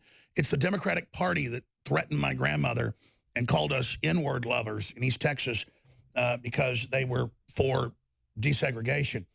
And it was their great victory to then, after the Republican Southern strategy, to come in and rebrand themselves as the ones fighting racism, but they just taught all the minorities how to be incredible, tribal, racist hate mongers. And so now you've got the Democratic Party openly, massively pushing race war in this country. It is truly sickening, and it shows how diabolical they are. Roger Stone's here with us. We're going to go to other topics in a moment, but just putting bookends on this. Chain migration with the State Department under the UN previously told Trump killed this 6 months ago. Under Obama, the UN, this is mainstream news, decided who was allowed to come in. They certified it under the migrant operation, and then they brought the people in who would have many convictions, 30, 40 deportations, rapes, murders, killings, and then the left gets up there, when I can't go to Mexico and get free health care or be a criminal and allowed in, or I have to leave when they sack, I can't go anywhere. But the idea that if we have a border and vet anybody when we're so open that we're bad, people aren't buying this. Alex, I couldn't agree more. Look, the historical record's absolutely clear. It was Lincoln who emancipated the slaves. It was Richard Nixon who desegregated the public schools, gave us affirmative action, increased 7-fold funding for civil rights enforcement at the Justice Department, quadrupled the funding for black colleges. It's Donald Trump who's brought African-American unemployment to the lowest point since we've been keeping track of it. The Congressional Black Caucus couldn't be more out of touch with the needs and desires of the average African-American because they want a kept population. It's true. It's the Republicans who are good, a lot of bad ones, that are trying to emancipate people. It's the Democrats of the KKK trying to keep them under control and spewing all the race crap, knowing it's going to turn the average white person racist when they see the president on TV with a guy showing black women cutting white people's heads off. And I'm telling folks not to buy into this, but this is getting ridiculous. You know, what's interesting and heartening to me as I travel, Alex, is that I find more and more individual black people, just people who come up to me and say, you know, you're absolutely right. The Democrats left us behind. We like what you're saying. We want to own a piece of the American pie. I want to own my own factory, a guy said to me when I was in Florida. I don't want to be an employee. I want to be an employer. And notice Trump kept showing not the little cliche of, look, this black guy's a doctor. Of course black guy can be a doctor. Of course the left made fun of, the black brain surgeon that, Trump has hired. Oh, that's just a token black guy.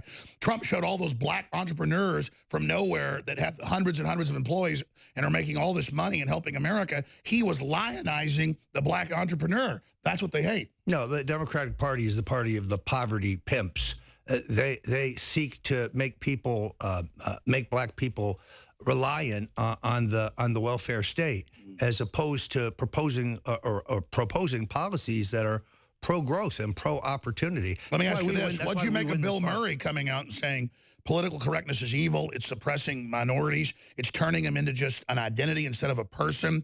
That there's leaders they put over them that basically control them and enslave them. I mean, he clearly went out on a limb here with the facts. I mean, he's right about the facts, but they're going to try to attack him, even though he's, quote, a leftist icon. He can now see what's going on and speaking out against them. That's got to really shake him up. Well, I also think the context was important because he's absolutely right. It makes comedy impossible to do because they're hypersensitive. You can't make a joke. There are no jokes. They take everything verbatim. When I was in England, I just heard the same thing over and over again. Racist, racist, racist. You're a racist. You're a racist. You're a Russian. You're a racist. You're a racist. You're a Russian. They slide the Russian thing in there. No, it's like 7 or 8 racists and then a Russian. But they're the racists. They're the ones who gave us the 1994 crime bill. It is ours. Like, I guess the next thing's going to be rapist, but it's like... Yeah, well, that fits them, Russian, rapist, yeah. I mean, look, the 1994 crime bill is given to us by Bill and Hillary. You know, if you are caught with rock cocaine, the mandatory penalties are much harsher than if you are caught with powdered cocaine. This is a Clinton policy. That is a racist policy. It was Hillary who played the dog whistle. It was Hillary who said black people needed to be brought to heel. So I'm heartened. Yesterday there was a terrific demonstration against a number of Republican pastors against the Congressional Black Caucus. That community is waking up. That's right. And of course, when you were talking about the crime bill, where she said blacks are animals and have to be controlled, horrible racist stuff with video, Google then Clinton crime bill would block that and not let you see it. So their Googles, they're trying to cover up when she said blacks were animals. We'll be back. We're under God's plan, not the establishment. Just some good old boys. You know, my mama loves me. All right, we're back live here. Roger Stone riding a shotgun with me through this hour, right into the next hour, right into the next hour. Roger, former head of the Trump campaign, best-selling author, political strategist, best buddies with Richard Nixon, you name it. The only member of the Plumbers not to go to jail because you weren't involved. A piece of living history here with us, involved in 10 campaigns. Big stuff during the break. You're about to give folks, I know next hour when you host the 4th hour, but start giving us the hors d'oeuvre or the all of your great aplomb about the huge moment we're at and the battle inside Trumplandia and the things that are unfolding right now. Well, Alex, I think the truth is General John Kelly is toast. I think there's evidence. By the way, you said that first 6 months ago, but now it's... But now I think it's manifest. It's very clear that he knew about the allegations of spousal abuse against Rob Porter and that he promoted Porter anyway. The reason for this is because Kelly aspires to be Secretary of Defense sometime in the next 2 to 3 years, and you can't leave a position in Trump world unless you have someone to take your place. So Porter was being groomed to be the next White House Chief of Staff. Porter has been one of those staffers actively involved in blocking the president from seeing Infowars, The Daily Caller, Breitbart, any conservative alternative media, Gateway Pundit, a lot of other. But particularly Infowars. Particularly because we don't want the president to learn any inconvenient truths. He might watch Infowars and get the facts, and then when he gets the facts, he acts on them. He says, why are we doing this? Or how come I don't know about this? So they try to make their lives easier by hiding certain things from the president. Now the question is, who will replace Kelly? And there's a number of factions kind of swirling around with their own candidates. And the president, being Donald Trump, is playing his cards very close to the vest. We can confirm that he asked Tom Barrack, the chairman of Colony Capital, a real estate opportunity fund in Los Angeles. His best friend. Barrack's literally his best friend. He's the BB Rebozo of this administration, someone the president confides in, someone the president trusts completely. But Mr. Barrack, who had a bad experience in government during the Reagan days, and who's worth a couple billion on his own, declined this high honor. He'll support the president any way he can, but he's kind of a shadow consigliere. I think he's someone the president goes to for solid advice, and somebody the president knows he can speak to, and there's zero chance of a leak. Tom Barrack's the most loyal guy in the world. He's an enormously capable guy, and he'd be a great White House chief of staff, but I don't think he is interested in the job. He's not a sadomasochist. Well, he's also, his loyalty is to Donald Trump personally, and he knows that this is combat duty. At his age and his station of life, I don't think he wants to take this on. And same thing Trump almost did because of this. And again, people say, okay, chief of staff, who cares? The point is it's now all coming out. Kelly's now, free game out there with what's happening. How does this affect the Republic and what we're trying to do to battle the globalist? Well, we got to hope that the new White House chief of staff, depending on who that is, it will lift the Iron Curtain. I mean, I had somebody, a good friend, a friend of this show, who was with the president at Mar-a-Lago and said that he has these 4 guys who go everywhere, and they're like minders. They look identical. They dress identical. And their job is to intercept anybody who's trying to talk to or give anything to the president. If you're having a conversation with the president, say in a cocktail party type setting, they're suddenly there, with their ears. If you try to hand the president something, a letter, a piece of paper, they'll say, I'll take that. So, they're trying to keep the president in a cocoon. I've known him 40 years. He doesn't like being in a cocoon. He likes to know everything. And when he finds out things that he should have known but nobody told him, that really makes him angry. So who are they talking about? Jack Posobiec likes Congressman Gates, your friend. Well, Matt Gaetz, I think, is a great guy. I think he's of great value to us in Congress because unlike most of those guys, with the obvious exceptions of Trey Gowdy. He's not a coward. So right. I'm asking you, who is good then? Well, let's see. A number of people here. David Urban, who is allegedly in line for the job of ambassador to Saudi Arabia, was considered previously. He's a Trump loyalist. Some people believe that they misunderstand his politics. He was the chief of staff to Senator Arlen Specter, who is the toughest, smartest, most difficult member of the Senate. If you can manage the Senate office of Arlen Specter, you can manage the White House. Whether Urban would take the job, I don't know. Wayne Berman, veteran Republican rainmaker, veteran of both the Reagan and Bush administrations. Sean Hannity's been advocating Berman. Mick Mulvaney, current member of the cabinet, although I think he aspires to go back home and run for governor. Those are some of the names. So let's shift gears then. The big issue. Talk about Benedict Arnold marries Judas Iscariot and has a evil goblin baby. Bannon is on TV saying, oh, women are taking over. Trump's the misogynist. He's the ultimate leftist now, darling. But he goes on Breitbart radio still and goes, oh, I love the president, to that audience, and then runs around stabbing him in the back, just foaming at the mouth. And the word is, and I've been hearing this, that he is like making stuff up to the council, even though he wasn't involved in the campaign when all this Russia stuff supposedly happened. I don't believe... Talking about baby Bannon. We're talking about Steve Bannon. Look, as I've said here, pardon me, Bannon's actions are a stunning betrayal to a man who elevated him to the highest possible honors you could have in public service. And I understand that he is cooperating with Mueller. I believe he has an interview with Mueller this week. But I don't believe this has anything whatsoever to do with Russia, Alex. I think that he is trying to entrap the president in some kind of business-related thing. And you've been saying don't meet with him, and now the White House lawyers had said they would meet. Now they're saying no. The lawyers have come around to my point of view. That's absolutely true. Where the president is on this, we still don't know. But being Donald Trump, he left himself that out. Even when he said, I'll meet with Mueller, I'm not afraid to meet with Mueller, subject, of course, to the agreement of my lawyers. So he left himself an out. This is the most obvious perjury trap. Mueller ought to have his ass indicted, and all these FBI top people giving money to Fusion GPS. I said that was always the issue of Justice Department funding that, Hillary giving McCabe's wife $500,000. They ought to all be, the asses ought to be indicted right now, man. Arrogant. There's no question about this. I don't think that the Trump administration can survive until the president gets control of his own Justice Department. He does not have control of the Justice Department. And what do they have on the Attorney General? I mean, he's just... he's out to lunch. I can't tell whether he is compromised, Alex, or whether he is senile. Addled, maybe had a stroke. But he's not himself. He's not the guy I knew in the campaign. He's not the guy who was really the leader on immigration issues. He's a different person.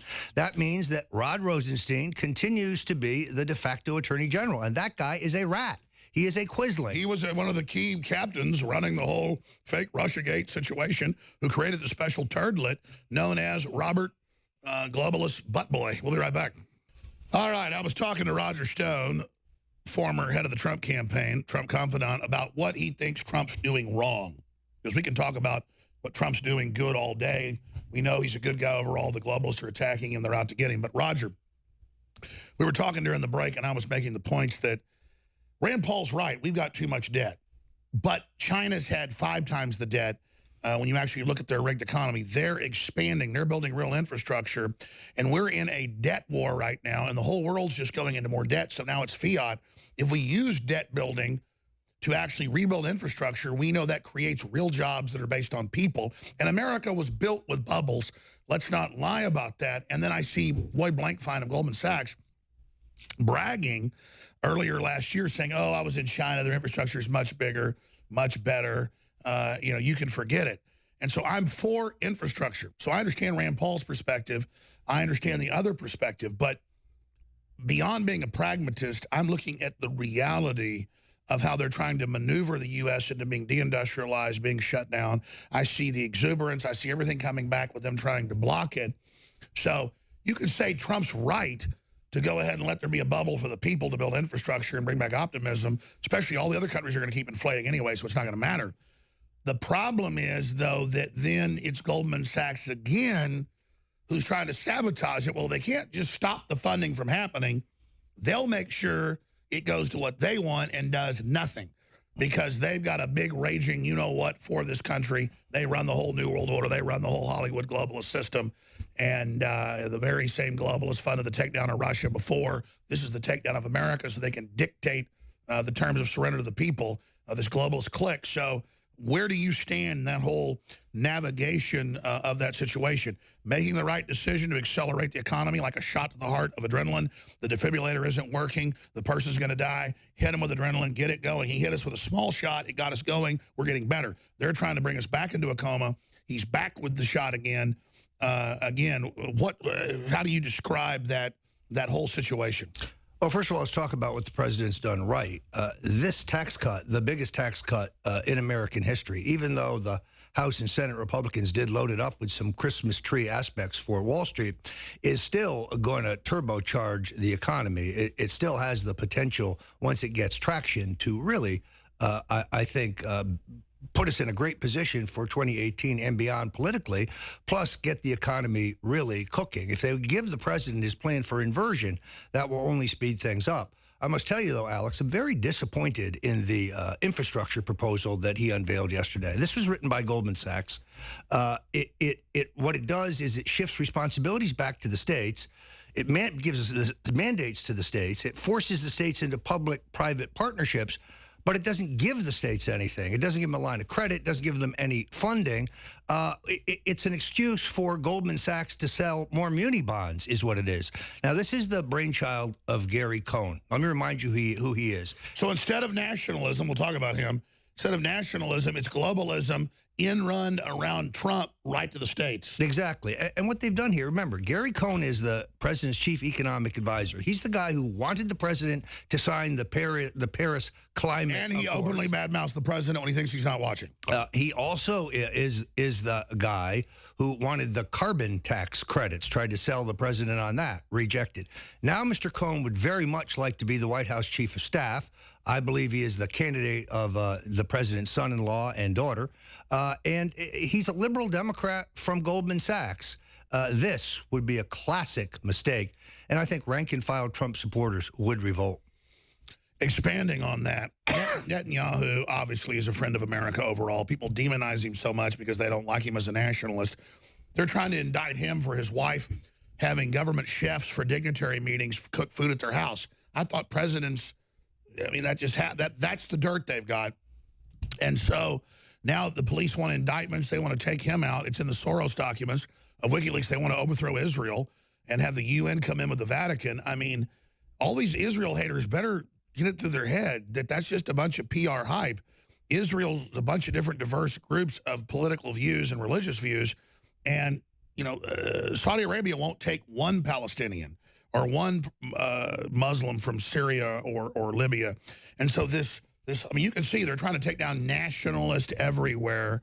Hillary's in an article today on Infowars.com I hadn't gotten to where they say we will, you know, have the New World Order. We're going to win. I forgot to cover that. You know, we're unstoppable. I mean, it's so obvious what's happening. What do you make of that? Well, look, they're fighting the tide of history. That's their problem. What's amazing, in all honesty, was you talk about Russian interference in our election. The Obama administration poured hundreds of millions of dollars and deeply interfered in the Israeli elections to take down Netanyahu's party. And they failed against all odds. This is their plan B, these trumped-up, ridiculous charges. And that's where I meant to go. He gave a gratuity to a chef. Let's put him in jail. I mean, this is ridiculous. It's absurd. But he's emerging as a major Trump ally. That if you watch that joint press conference with the president last week, you notice where they went. Immediately, he praises the president for moving the capital to Jerusalem. And then the president goes into a direct attack on the Iranian nuclear deal, which is the greatest fraud in American history. And now he says, Mr. President, we have your back. If you decide to unravel that, we are with you. This is the kind of guy. So let me ask you then, with you, because again, racist on all sides. Racist blacks say all whites are bad, and racist whites say all blacks are bad, or whatever. But really, you look at the Nazi collaborator Soros documents and all the rest of it. It's all these weird, crazy, anti-Jewish, leftist Jews who have a fetish for bringing down Israel and a fetish for attacking the West, Christianity, any of it. What are they getting out of it? Why do they want to, this little tiny country, want to blow it up and hand it over to people that'll be killing each other forever, fighting over who controls it? And like, since when does NBC and CNN praise North Korea, how beautiful the dictator's daughter is and how horrible our vice president is? I mean, it's not North Korea buttering their bread.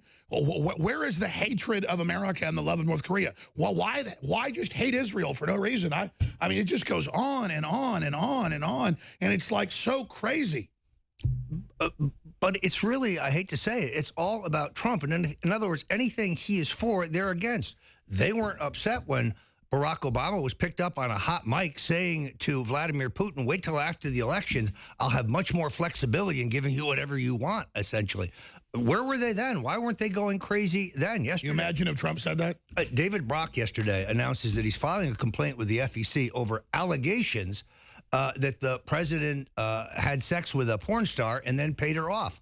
Brock, where were you when Bill Clinton paid $750,000 to Paula Jones? That was a non-consensual. But that's not, even if Trump did that, it's not a Federal Elections Commission violation if 12 years ago something like that happen. It's absurd, but there's no consistency there. In other words, these people are demented. Well, if it was if it was like a airplane full of small children with Bill Clinton and Jerry Epstein, then that wouldn't be an issue. You got to cover that up. Yeah. No, look, it's the hypocrisy of these people. I mean, the whole left would want to cover that up. The hypocrisy of this is extraordinary. So where is it all going as they just battle and get crazier and crazier? Well, the way this usually works, unfortunately, is when you have an outsider like Donald Trump, first they try to discredit you, then they try to destabilize you, and then they co-opt you. Sure, there's some things I'm disappointed in. I don't know why we're still in Syria. I don't know why we're still in Afghanistan.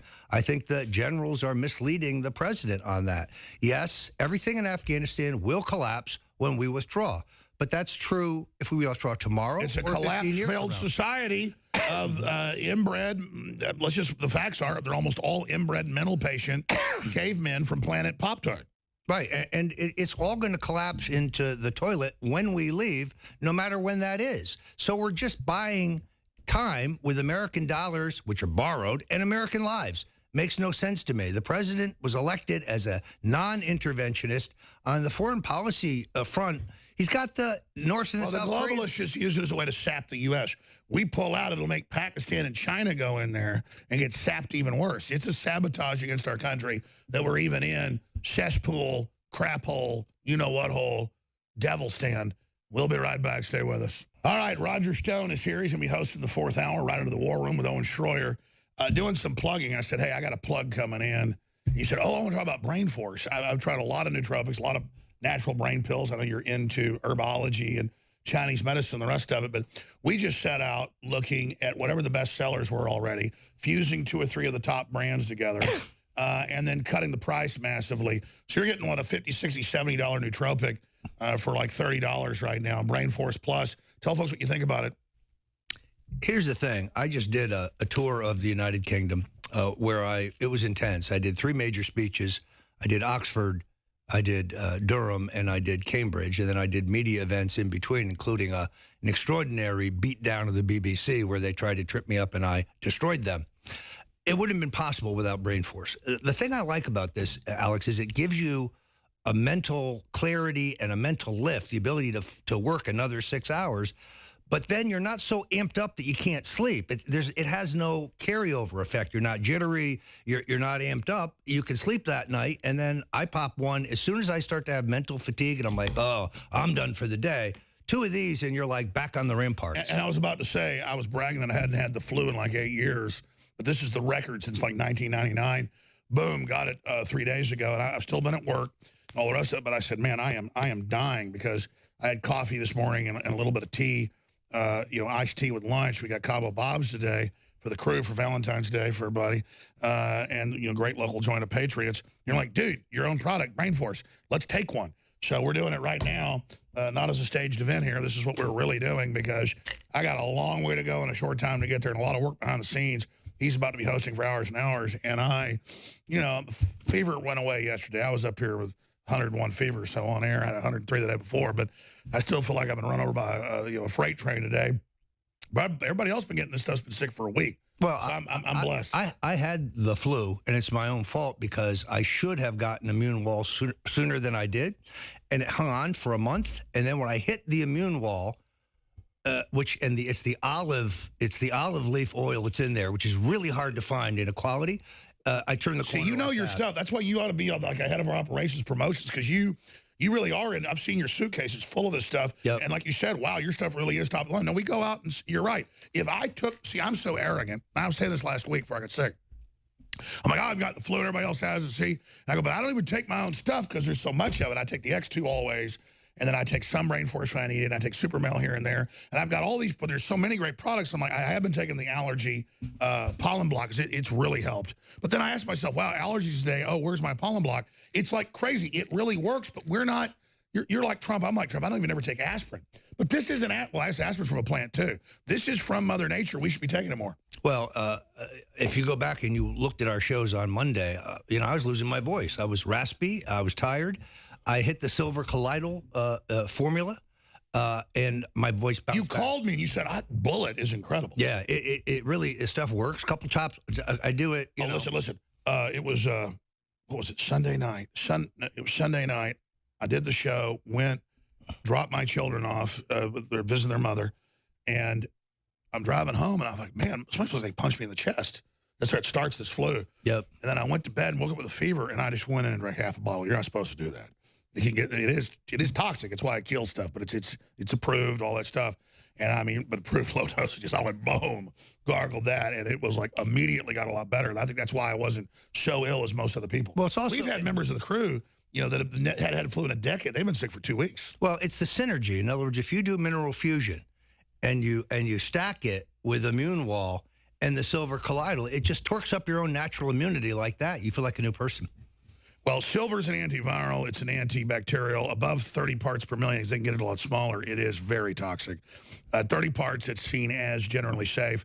But all antibiotics are poison, folks. Let's not lie to you. You know, but that's why the ancients, every culture said the royalty ate off silver, even above gold. You know, the silver spoon in the mouth, your baby, because they knew even keeping food in silver containers made it last longer.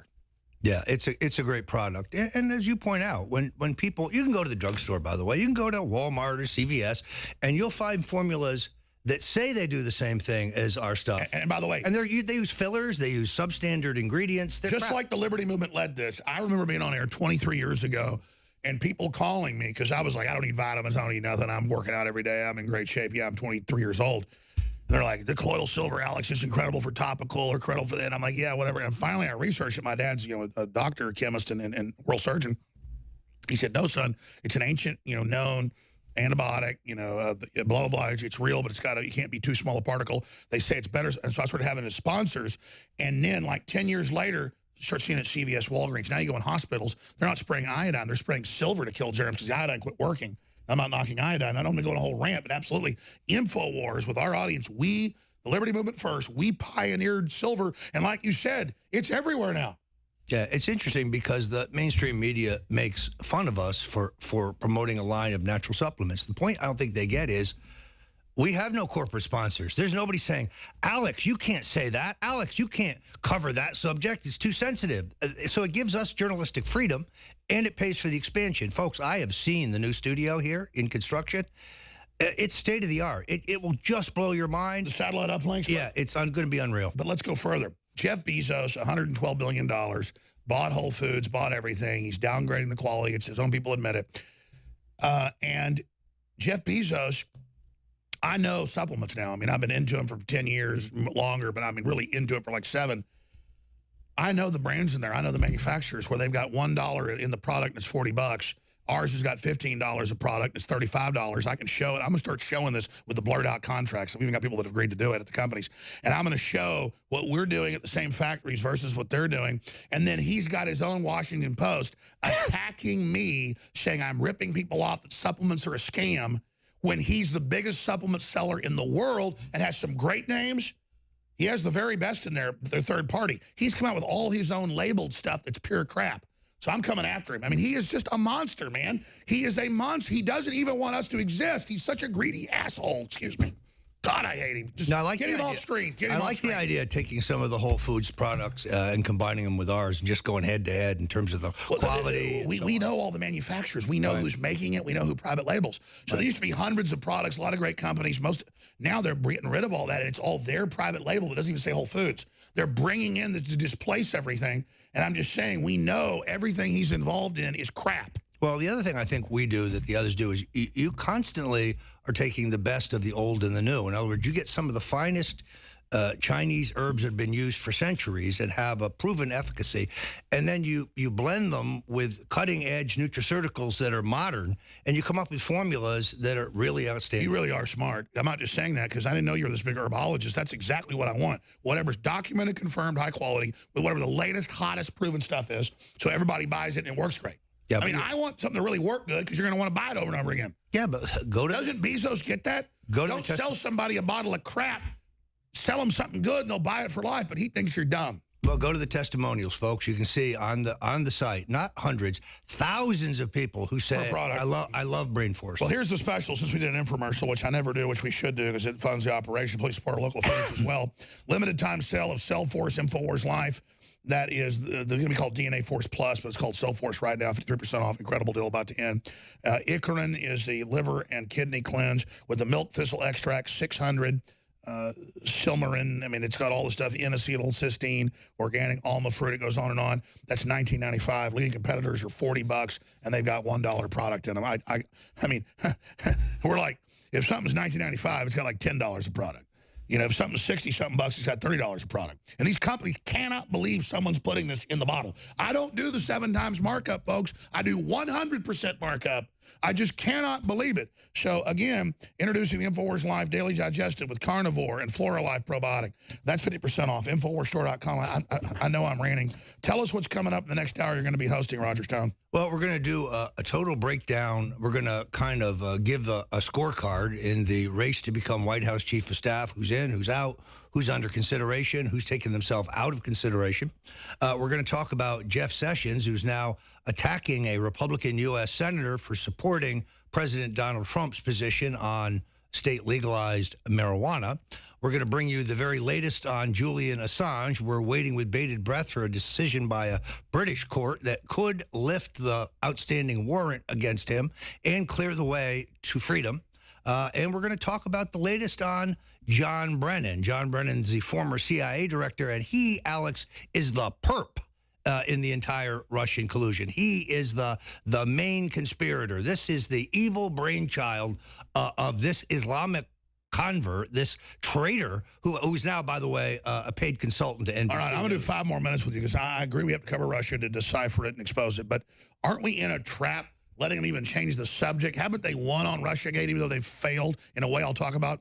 All right, Roger Stone is going to talk about a key question I have in a moment that he's taking over. He's going to get in the chair right here. Head of the war room, he's also going to co-host coming up. But we were ranting about Whole Foods during the break, and he's like, man, you're really pissed at Bezos. And I'm like, man, the stuff he did to publishing, the stuff he's done to us, how he gets all these government contracts, $1.48 on every product he ships. Nobody else gets that. How he oppresses everybody. And then how he's got the Washington Post writing a whole bunch of articles saying I'm a con artist because I sell supplements when he's the biggest supplement seller in the world. He knows they're great. And then he's adulterating them according to his own employees and lowering the quality. And then you go, oh, yeah, let me tell you, just because you used to even go in there and you saw what olive leaf extract go from $25, $30 as it should be to $70-something, knowing people need it during the cold season, and then realizing, wait, Alex has got it concentrated at 1/3 the price.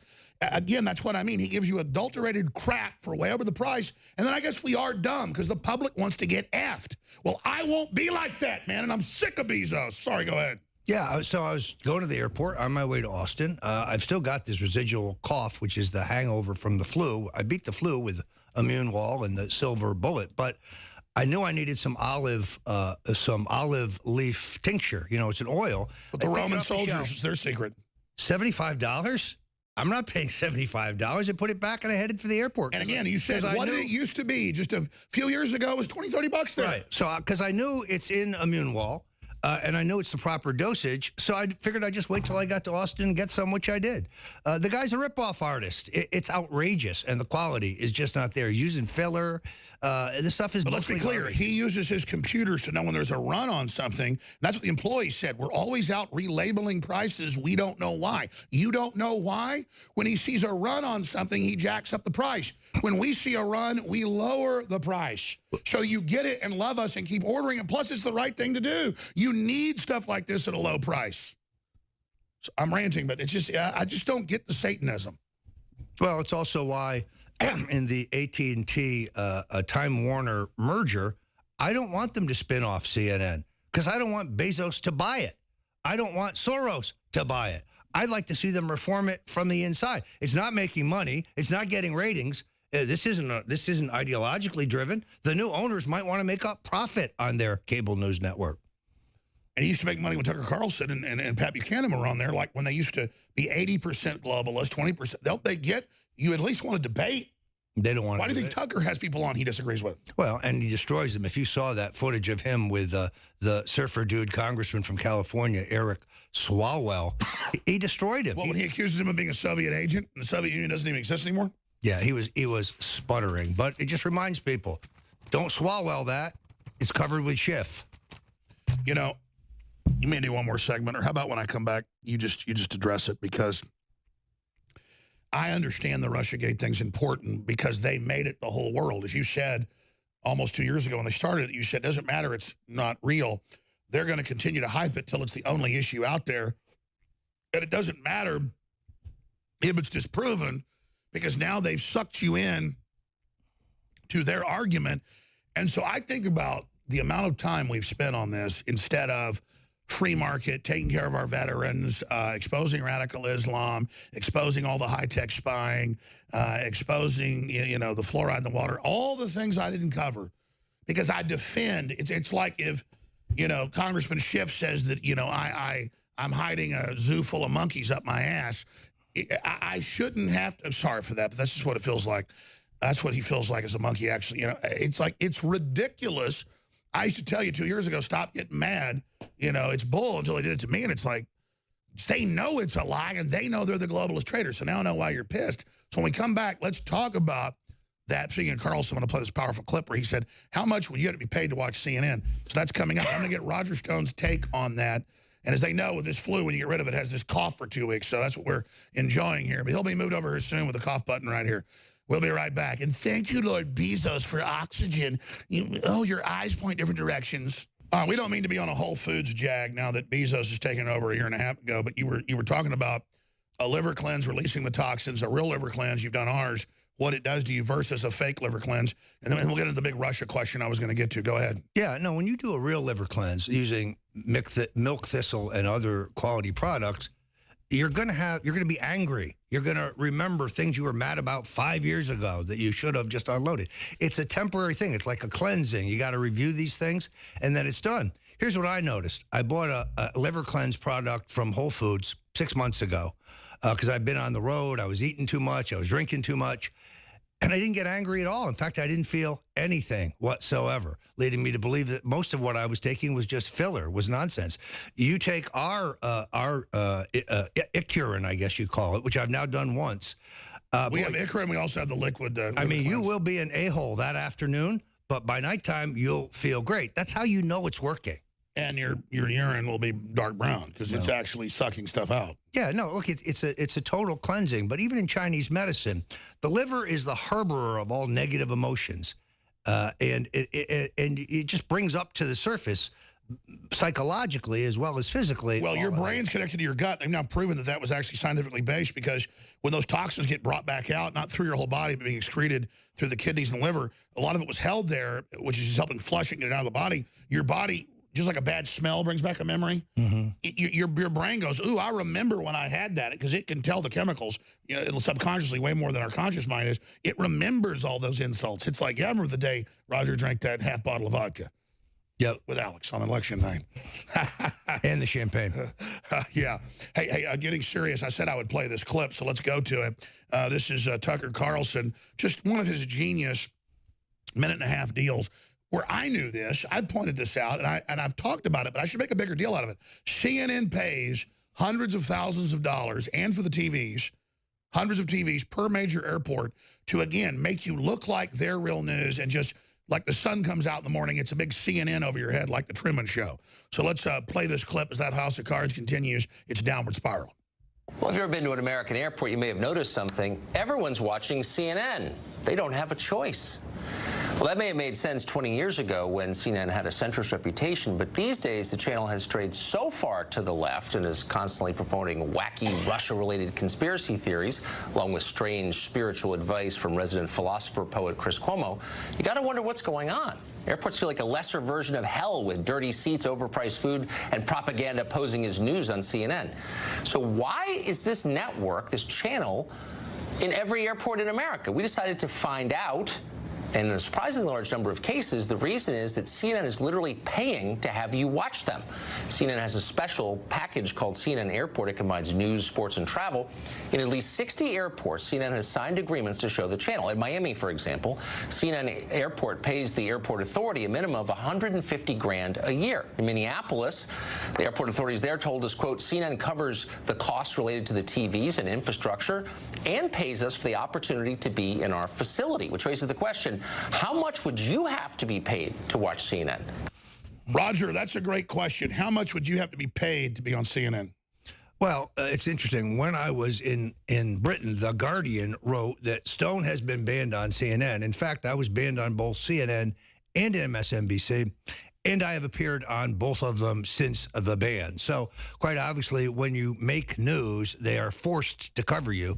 On the other hand, you couldn't pay me enough to have to associate with Ana Navarro. Ugh.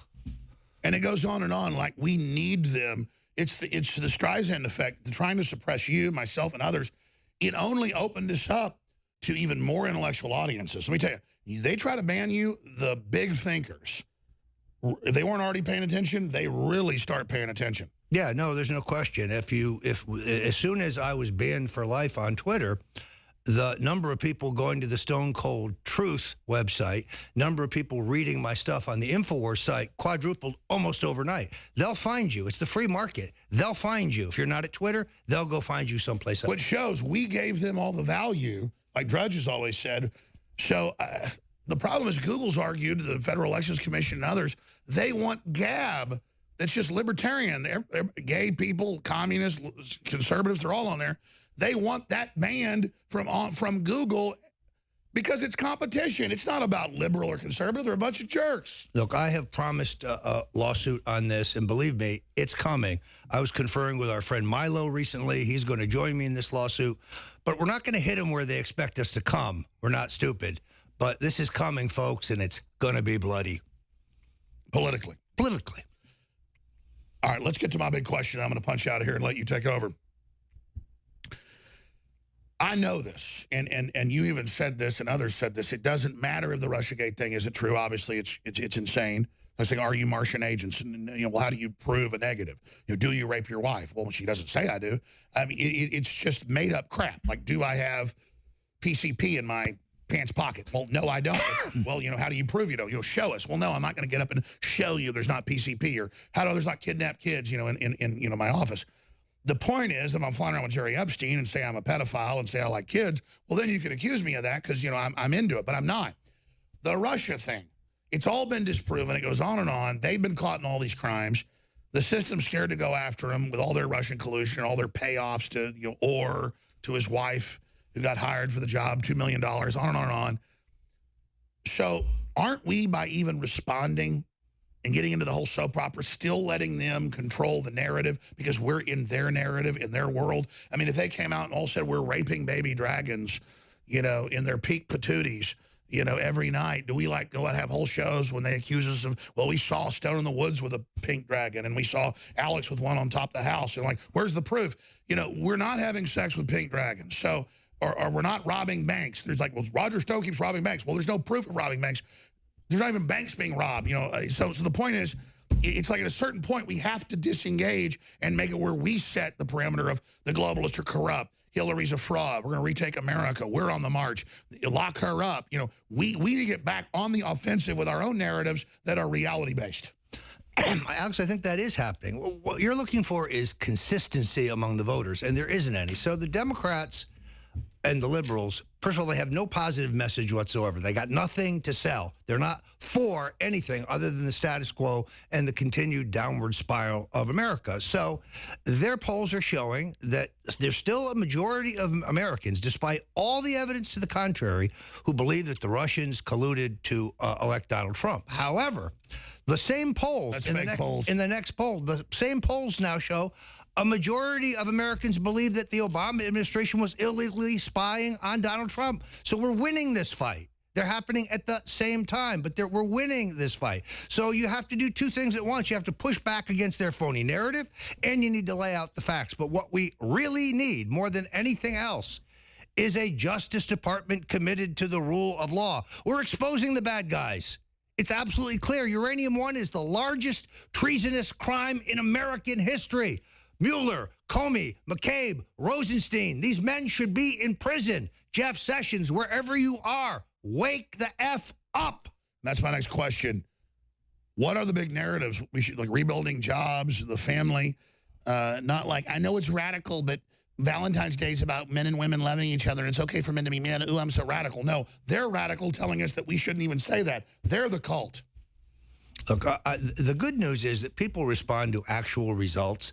2 million new jobs have been created by this president. This economy is really beginning to cook, and his tax cuts even had a chance to reach critical mass yet to get the traction. And it's already started. That's why they're deliberately raising interest rates, trying to kill it. Yeah, I mean, how obvious is that? If they're successful and spike the economy, when you come back, and you got a lot on your plate, but when you come back and you're hosting, if they successfully derail the economy, how do they get away from that narrative?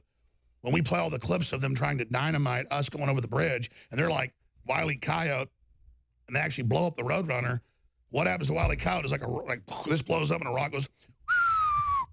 I mean, what happens? We'll get to it on the other side. All right. They're on the wrong side of history. They're losing. That's why they're so nasty. That's right. Newswars.com. Newswars.com. They extincted themselves with their own political evil. Ladies and gentlemen, Alex Jones here, back live with Roger Stone. I was going to be pulling out here and having him take over, and he will be taking over. But through this hour, at the end of the Alex Jones show, into the next, with the War Room, I'll be hosting. Roger will be here, of course, and Owen Schroyer. We had an NSA shooting with 3 people shot earlier today. We were watching that. They said it didn't look like it was terror-related. We'll have more of that in a minute. It does not appear to be terrorism, but motive remains a mystery. But I saw this about 30 minutes ago, and it said several shot.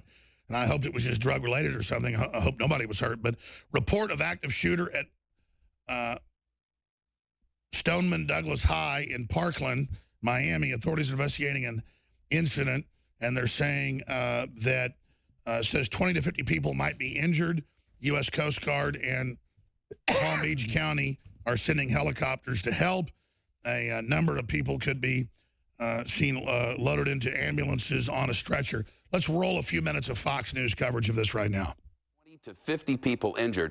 Again, our local station, 7 News, Fox for South Florida, is covering it live. Let's listen. It was a normal fire drill like that. Normally we keep one every month, and we were just assuming it's that one. But then the second drill went off in my pod, and we just all assumed that it was a normal drill. But as we were walking out, we started hearing like pop shots, and no one seemed to be worried at point. People thought that it was just another like intense drill. They told us about a drill before where they were going to be shooting blanks. So we heard the shots like, hey, it's just that drill. But then, you know, it's not. How did you get out of the school safely?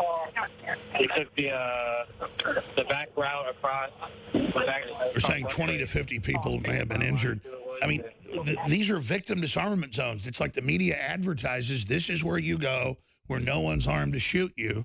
And then it's almost always some crazed leftist or weird Islamicist that's done it. And the left keeps saying, if you expose us on the memo, there'll be big massacres blamed on you. They're basically blaming Oklahoma cities. It's too early to tell, but they covered up the Islamic connections to Vegas and other events. Roger, just first looks at this. You're from Florida right now. You live there. This is my home county. I actually have relatives who live in Parkland. I just got a text from my wife that fortunately nobody we know, no one in our family is involved in this incident. The Broward County Sheriff's Office, an incredibly able group of people. Crime is down in every category in my home county under the BSO.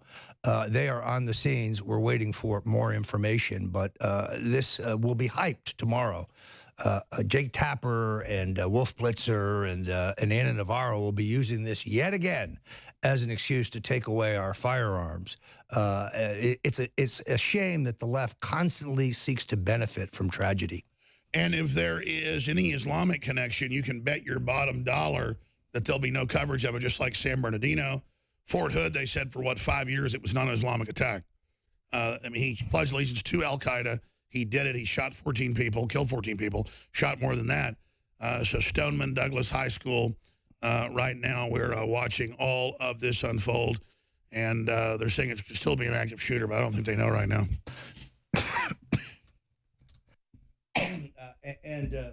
Alex, we're praying for the families. I mean, this has got to be a horrific thing to send your kids to school and then turn on the TV and see this kind of thing. But mark my words, You're absolutely right. If there's an Islamic connection, we won't ever learn about it. They'll just cover it up. And they'll be using this tomorrow to beat the drums to end our Second Amendment rights. There we have the images of children being marched out. We put that on screen. Children being marched out with their hands up, showing that the police still don't know then. We can just punch that up if you like. We still don't know who supposedly did this. So let's go back to more of this coverage. To the school campus at this point. I'm about less than a half a mile from the actual school, but let me just show you how much police presence is here. If we can go back here, Scott, I'm showing them how much police presence. We've got Fort Lauderdale, Coral Springs, Broward Sheriff's deputies in the corner over there. We've got parents. You can see parents arriving here trying to figure out exactly where their child is. But deputies and police officers have been arriving. We just saw the command post, the SWAT team command post, just drive through here and set up a spot closer to the school. So we are on exactly Coral Ridge Drive here, and Holmberg is you know, ever since Columbine, I don't like the mindset of waiting to see who the shooter is, and waiting outside and then going in and then having everybody march out with their hands up. I mean, in the old days, when they had a tower shooter, you just storm in there and kill him. And we still don't know what happened in Las Vegas. I mean, it's only, frankly, through the incredible investigative reporting of Laura Loomer that we found out about all these discrepancies in the coroner's report. Oh, the shooter was 6'4". Oh, no, he wasn't. He was. But now there are multiple shooters, and there's women in the hotel we first broke, and we told the hostage rescue team that he had ISIS connections, which have now come out. And the room service bill showed that 2 people were dining in the room. So who's the second person? Again. No, it's a prostitute who said that he was under MK Ultra mind control. You notice they now say they don't know what happened. We were all conspiracy theorists for questioning it, for talking about it, for going over it. But now, Roger, it's all out in the open. We're not conspiracy theorists. We're conspiracy realists. We go where the facts lead us. That's all. Let's go back to Fox 7 in Miami and hear more of what witnesses are saying right now. A girl from his class was shot. And where were you when this all happened? In my classroom. I was really nearby the exit. And you're hearing this happen in the freshman building is what we're hearing. Yeah. And what are your friends saying? Are they still inside of the school? No, all my friends were able to evacuate.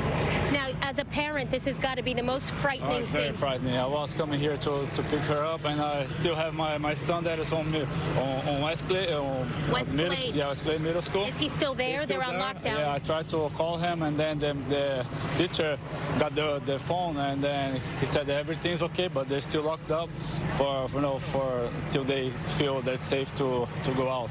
So I still have a son over there on the middle school. As a parent, as a father, it's hit Parkland. You never think that it's going to happen to you. You know, the things that you see on the movies, and all of a sudden you see on the middle of everything, and then it's very sad. It's very sad because, you still don't know what's going on inside there. And I'm happy because my daughter is here, my son is okay, but I'm very, upset for the parents. All right, we're going to continue to have live coverage of this tragedy. Pray for those that have been shot. They're saying 20 to 50 have been shot, so it shows they don't really know what's going on. Hopefully it's not a number of anybody that's been killed. But we'll follow that here at Infowars for the next 30 minutes with Roger covering all the news he's got lined up into the war room with Owen Schroyer and Roger Stone coming up. So, again, we'll continue to analyze this in real time. But I got to tell you, the Democrats have been caught in false flags before. I'm not saying this is a false flag, but they've been talking about massacres and things if people don't leave them alone and release the memo. So if there are massacres and they keep threatening massacres, that makes them suspects when they've been threatening massacres, and who knows what mentally ill person they've wound up or what's happening, or is this gang related? We don't know. The media will say that I said it's a false flag and the Democrats did it. I did not say that. We're simply questioning the long history that these folks have. Roger Stone takes over for the next 2 segments, and then he'll move to the other studio and be hosting with Owen Schroyer with the War Room that kicks off 3 to 6 Central. This is InfoWars Live with yours truly, Alex Jones, Infowars.com, Newswars.com, and, of course, PrisonPlanet.com. Ton of news we didn't cover today, but we covered a you-know-what ton. So, more up straight ahead. Pray for those right now. at the school, public school in Miami, Florida. Stay with us. Welcome back. You're on the Alex Jones Show here at Freedom Command Central. And we're going to break down for you the internal struggle over who will be President Donald Trump's next chief of staff. Now, you may remember when Reince Priebus, the former Republican national chairman, was Donald Trump's chief of staff, general chaos ensued. Anybody could stroll into the Oval Office without an appointment, without being on the presidential schedule, and just inadvertently drop paper for which there was no tracking system. Chaos ensued, and it was a process like this that gave you, for example, Rod Rosenstein as the Deputy Attorney General. Rosenstein was promoted for that job by Priebus. There was clearly no vetting to show that Rosenstein was a rat. That's why we're stuck with him. Then General John Kelly came in, pushed by Steve Bannon. The first thing that Kelly did was to purge Anthony Scaramucci, who enjoyed a warm personal relationship with the president and wasn't afraid to go out and take the president's critics on in public. Then, ironically, the next person that Kelly purged was his patron, Steve Bannon, the man who got Kelly to DHS and then got him into the White House chief of staff job. Bannon was gone. Now, it is abundantly clear that General Kelly knew about credible claims of spousal abuse by White House Cabinet Secretary Rob Porter. We know that the FBI gave their background report, which is required for security clearance, to the Chief of Staff, Priebus, in June, that Priebus passed the information on to his successor in July. And very clearly, Kelly knew about these allegations, but promoted Porter anyway. Why? It's very simple. You see, Mr. Porter was Mr. Kelly's, General Kelly's, candidate for Chief of Staff after Kelly moves on to be the Secretary of Defense.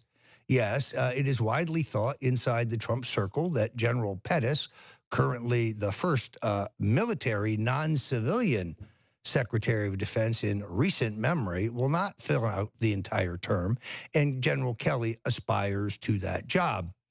I can tell you as a longtime veteran of Trump world that you can't leave the job you're in now unless you have a candidate to replace you. And Mr. Porter, a Bush Republican whose father, Roger Porter, is among the president's most vicious critics, a veteran anti-Trumper, was in line for the job until now. General Kelly is, to use a colloquial term, toast, and he knows it. And he's begun telling intimates that he's leaving. Meanwhile, a search goes on to find somebody who will take this soul-crushing job. This is an all-consuming job. And yes, Donald Trump is a tough taskmaster. He wants the best, and he wants it now. Now, as I reported on the show earlier, we know that he felt out his best friend, Tom Barrack, the chairman of Colony Capital, a Los Angeles-based real estate opportunity fund, about taking this job, but that Barrack, who would have been excellent in terms of his managerial skills and his shrewd political judgments and his loyalty to Donald Trump personally, declined this high honor. Now, the president also has felt out his current cabinet officer, Mick Mulvaney, who is getting high marks inside the administration. But Mulvaney aspires to go back to his native Oklahoma to run for governor, and that leaves him out. Sean Hannity has advocated the appointment of one of the great Washington wise men, Wayne Berman. Now, although Berman has a long history of raising money for establishment Republican candidates like John McCain and George W. Bush and George H.W. Bush, Berman was a longtime lobbyist and advisor to Donald Trump, someone the president knows, likes, and trusts. Berman is also among the most capable and discreet individuals in Washington. This is Sean Hannity's candidate. Whether Berman is under consideration, we don't know. Also reportedly in the running is David Urban. David Urban is a former choir boy, Catholic NRA member whose father was an iron worker from Western Pennsylvania. He is a veteran of some distinction, but more importantly, he ran a terrific campaign on the ground in Pennsylvania, a crucial state for Donald Trump. Early on, Urban desired to be Republican national chairman, a job for which he was passed over, and now reportedly in line to be ambassador of Saudi Arabia. Urban would also be an excellent and most capable choice, a man capable of enormous discretion, but super organized. And then there's the one candidate that disturbs me the most. That would be Goldman Sachs alum Gary Cohn. Now, Mr. Cohn, you may recall, was the Trump advisor who wanted the president to sign the Paris Climate Accords. He incredibly gave an interview to the New York Post that said that the president was flying to Europe to, quote, get smart, and that his views on the matter of global warming were, quote, evolving, close quote.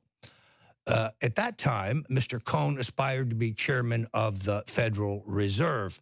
That isn't going to happen in the wake of his performance.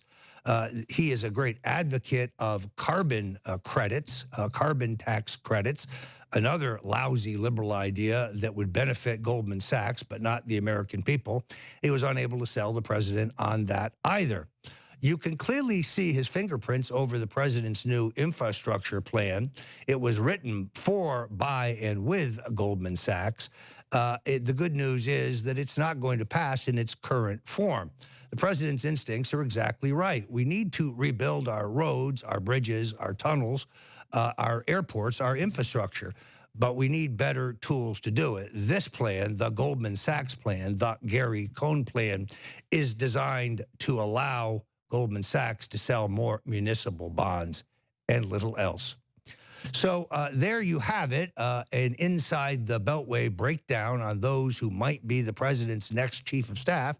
Reportedly, the president's son-in-law and his daughter are pushing Gary Cohn. How a liberal Democrat from Goldman Sachs got inside the building to begin with is hard to say.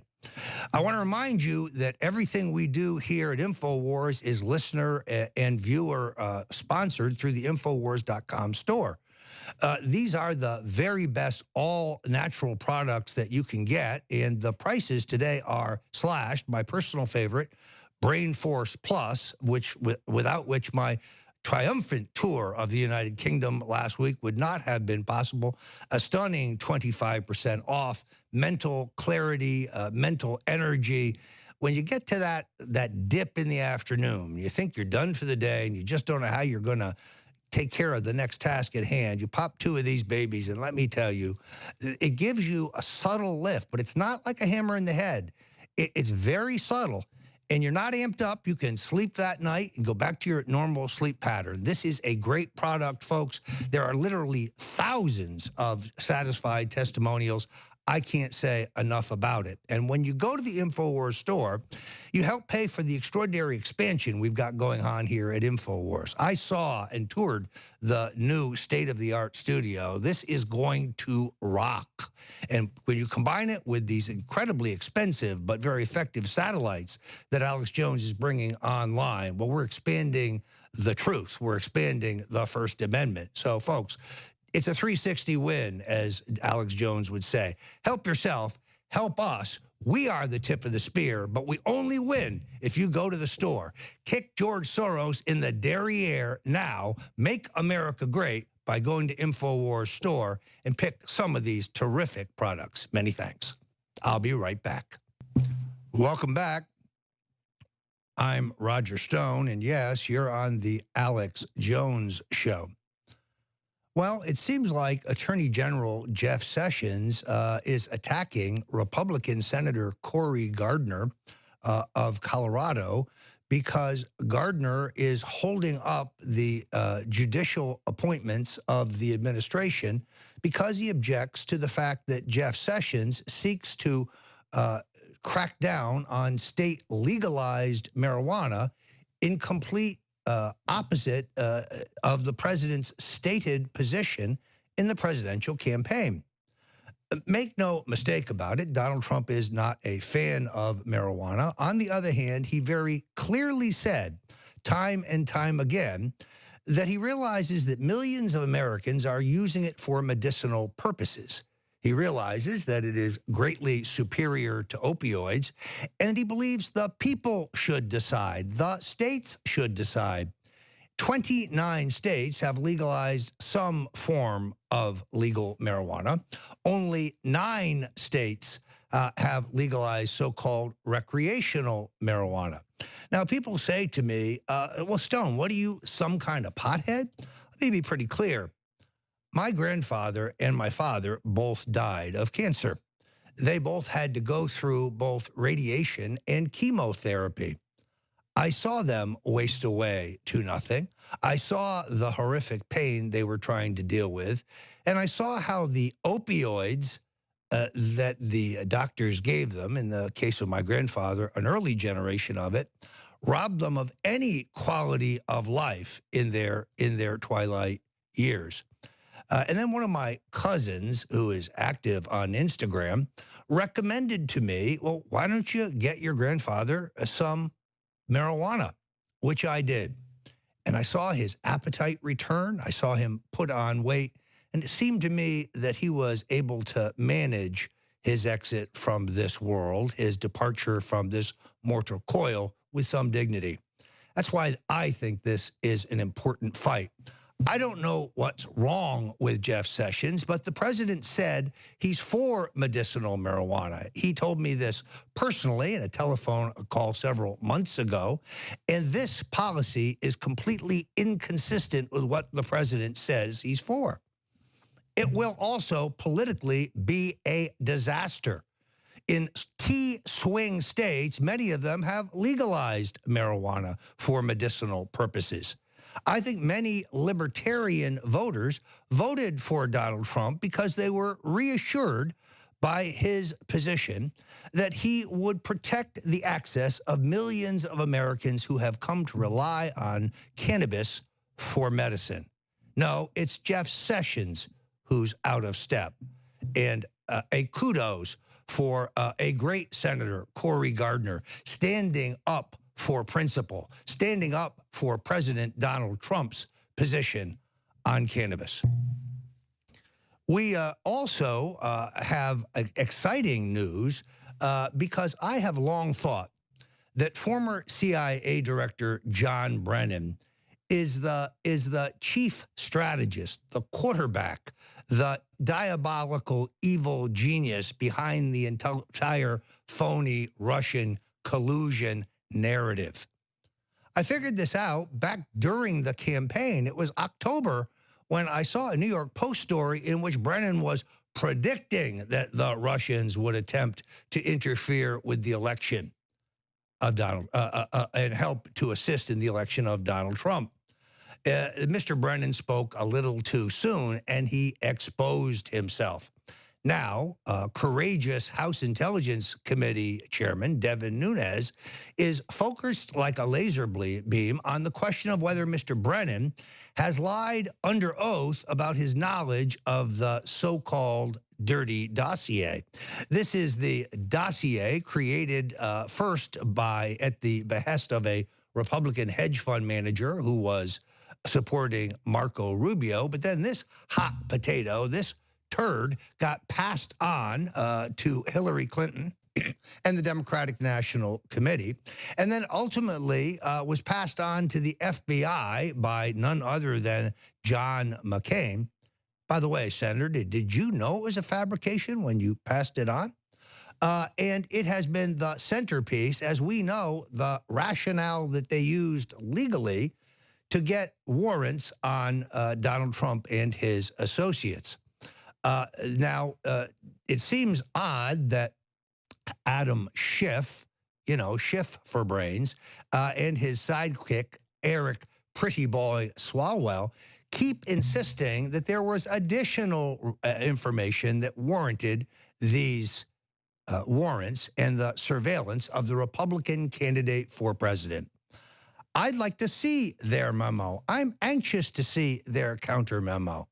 Pretty clear to me that they loaded it up with sensitive and classified information in a extraordinary game of chicken where they don't want, pardon me, they don't want us to know the facts, so they put some some classified information in there, trying to goad the president into blocking it so they can say, you see, we're hiding this.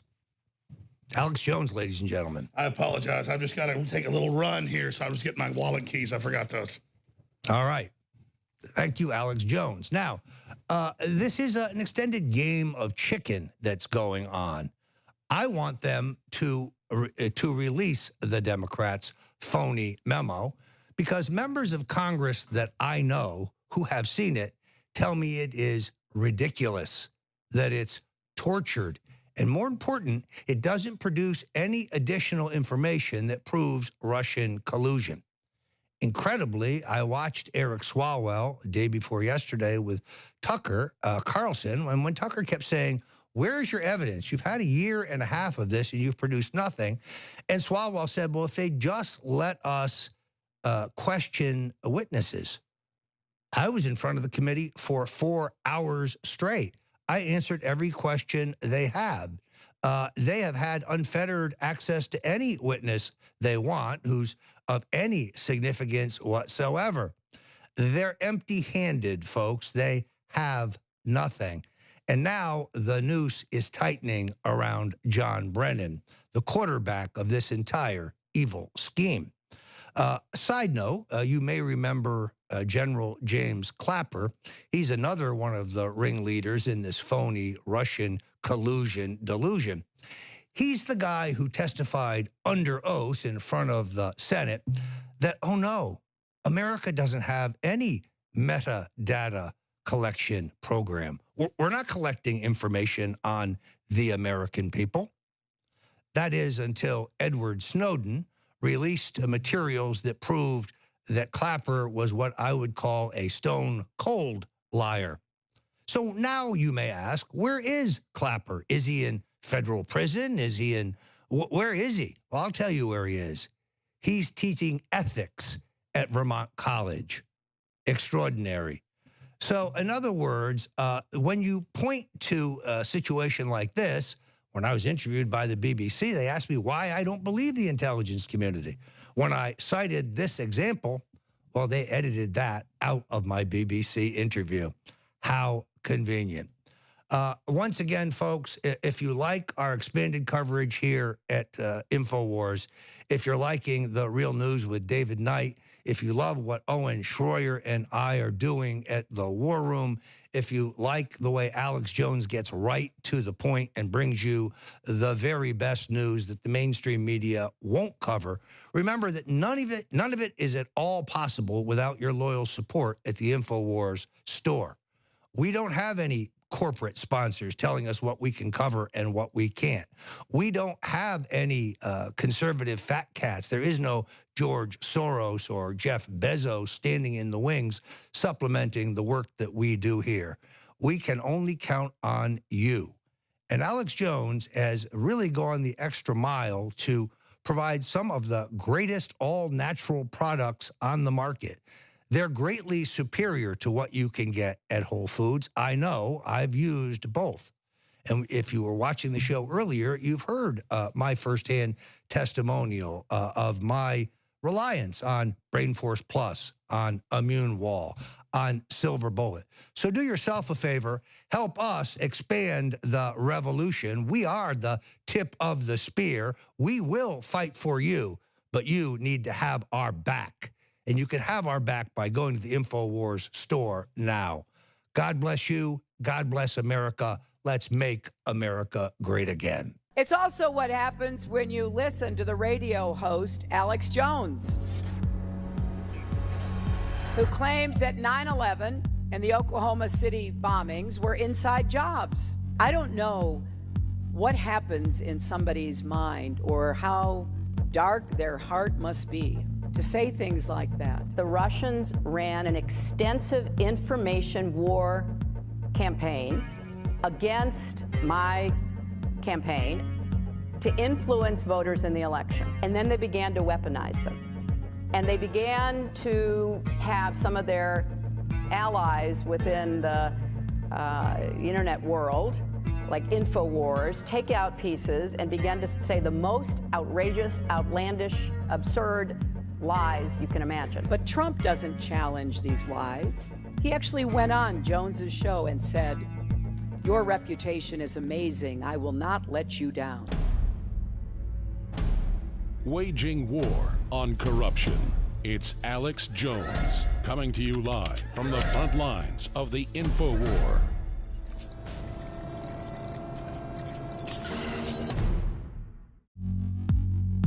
The globalists are losing, but they're doubling down their attacks. There's one thing they fear, and it's people power. Infowars has defeated their censorship so far only because of you spreading the links, spreading the articles, subscribing, clicking the notification buttons, and getting the articles and videos out. But they are intensifying their censorship, so now it's more important than ever to ensure we keep the First Amendment alive and well right here in America and free speech worldwide. So from Australia to countries in Africa, to Europe, to Mexico, to right here in the USA, I salute you all for taking action and defending free speech. We will prevail. Fuel your body with Carnivore, the new digestive enzyme product by Infowars Life. Digestive enzymes assist in the digestion process and increase the bioavailability of nutrients by breaking down foods into easily absorbable components. They also help prevent discomfort from indigestion caused by fermentation of undigested food particles in the gut. Digestive enzyme production declines as we age. Carnivore is filled with digestive enzymes like those naturally present in the body. Enjoy the full potential of protein-rich foods again. You can eat protein-heavy foods now while minimizing the later indigestion and discomfort commonly associated with high-meat diets.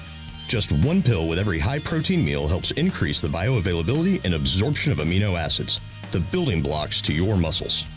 Carnivore also contains digestive enzymes to help digest fats and carbohydrates so you can fully digest all types of meals. Don't let a meal go to waste. Use Carnivore by Infowars Life. Head to InfowarsLife.com and secure your bottle now. That's InfowarsLife.com.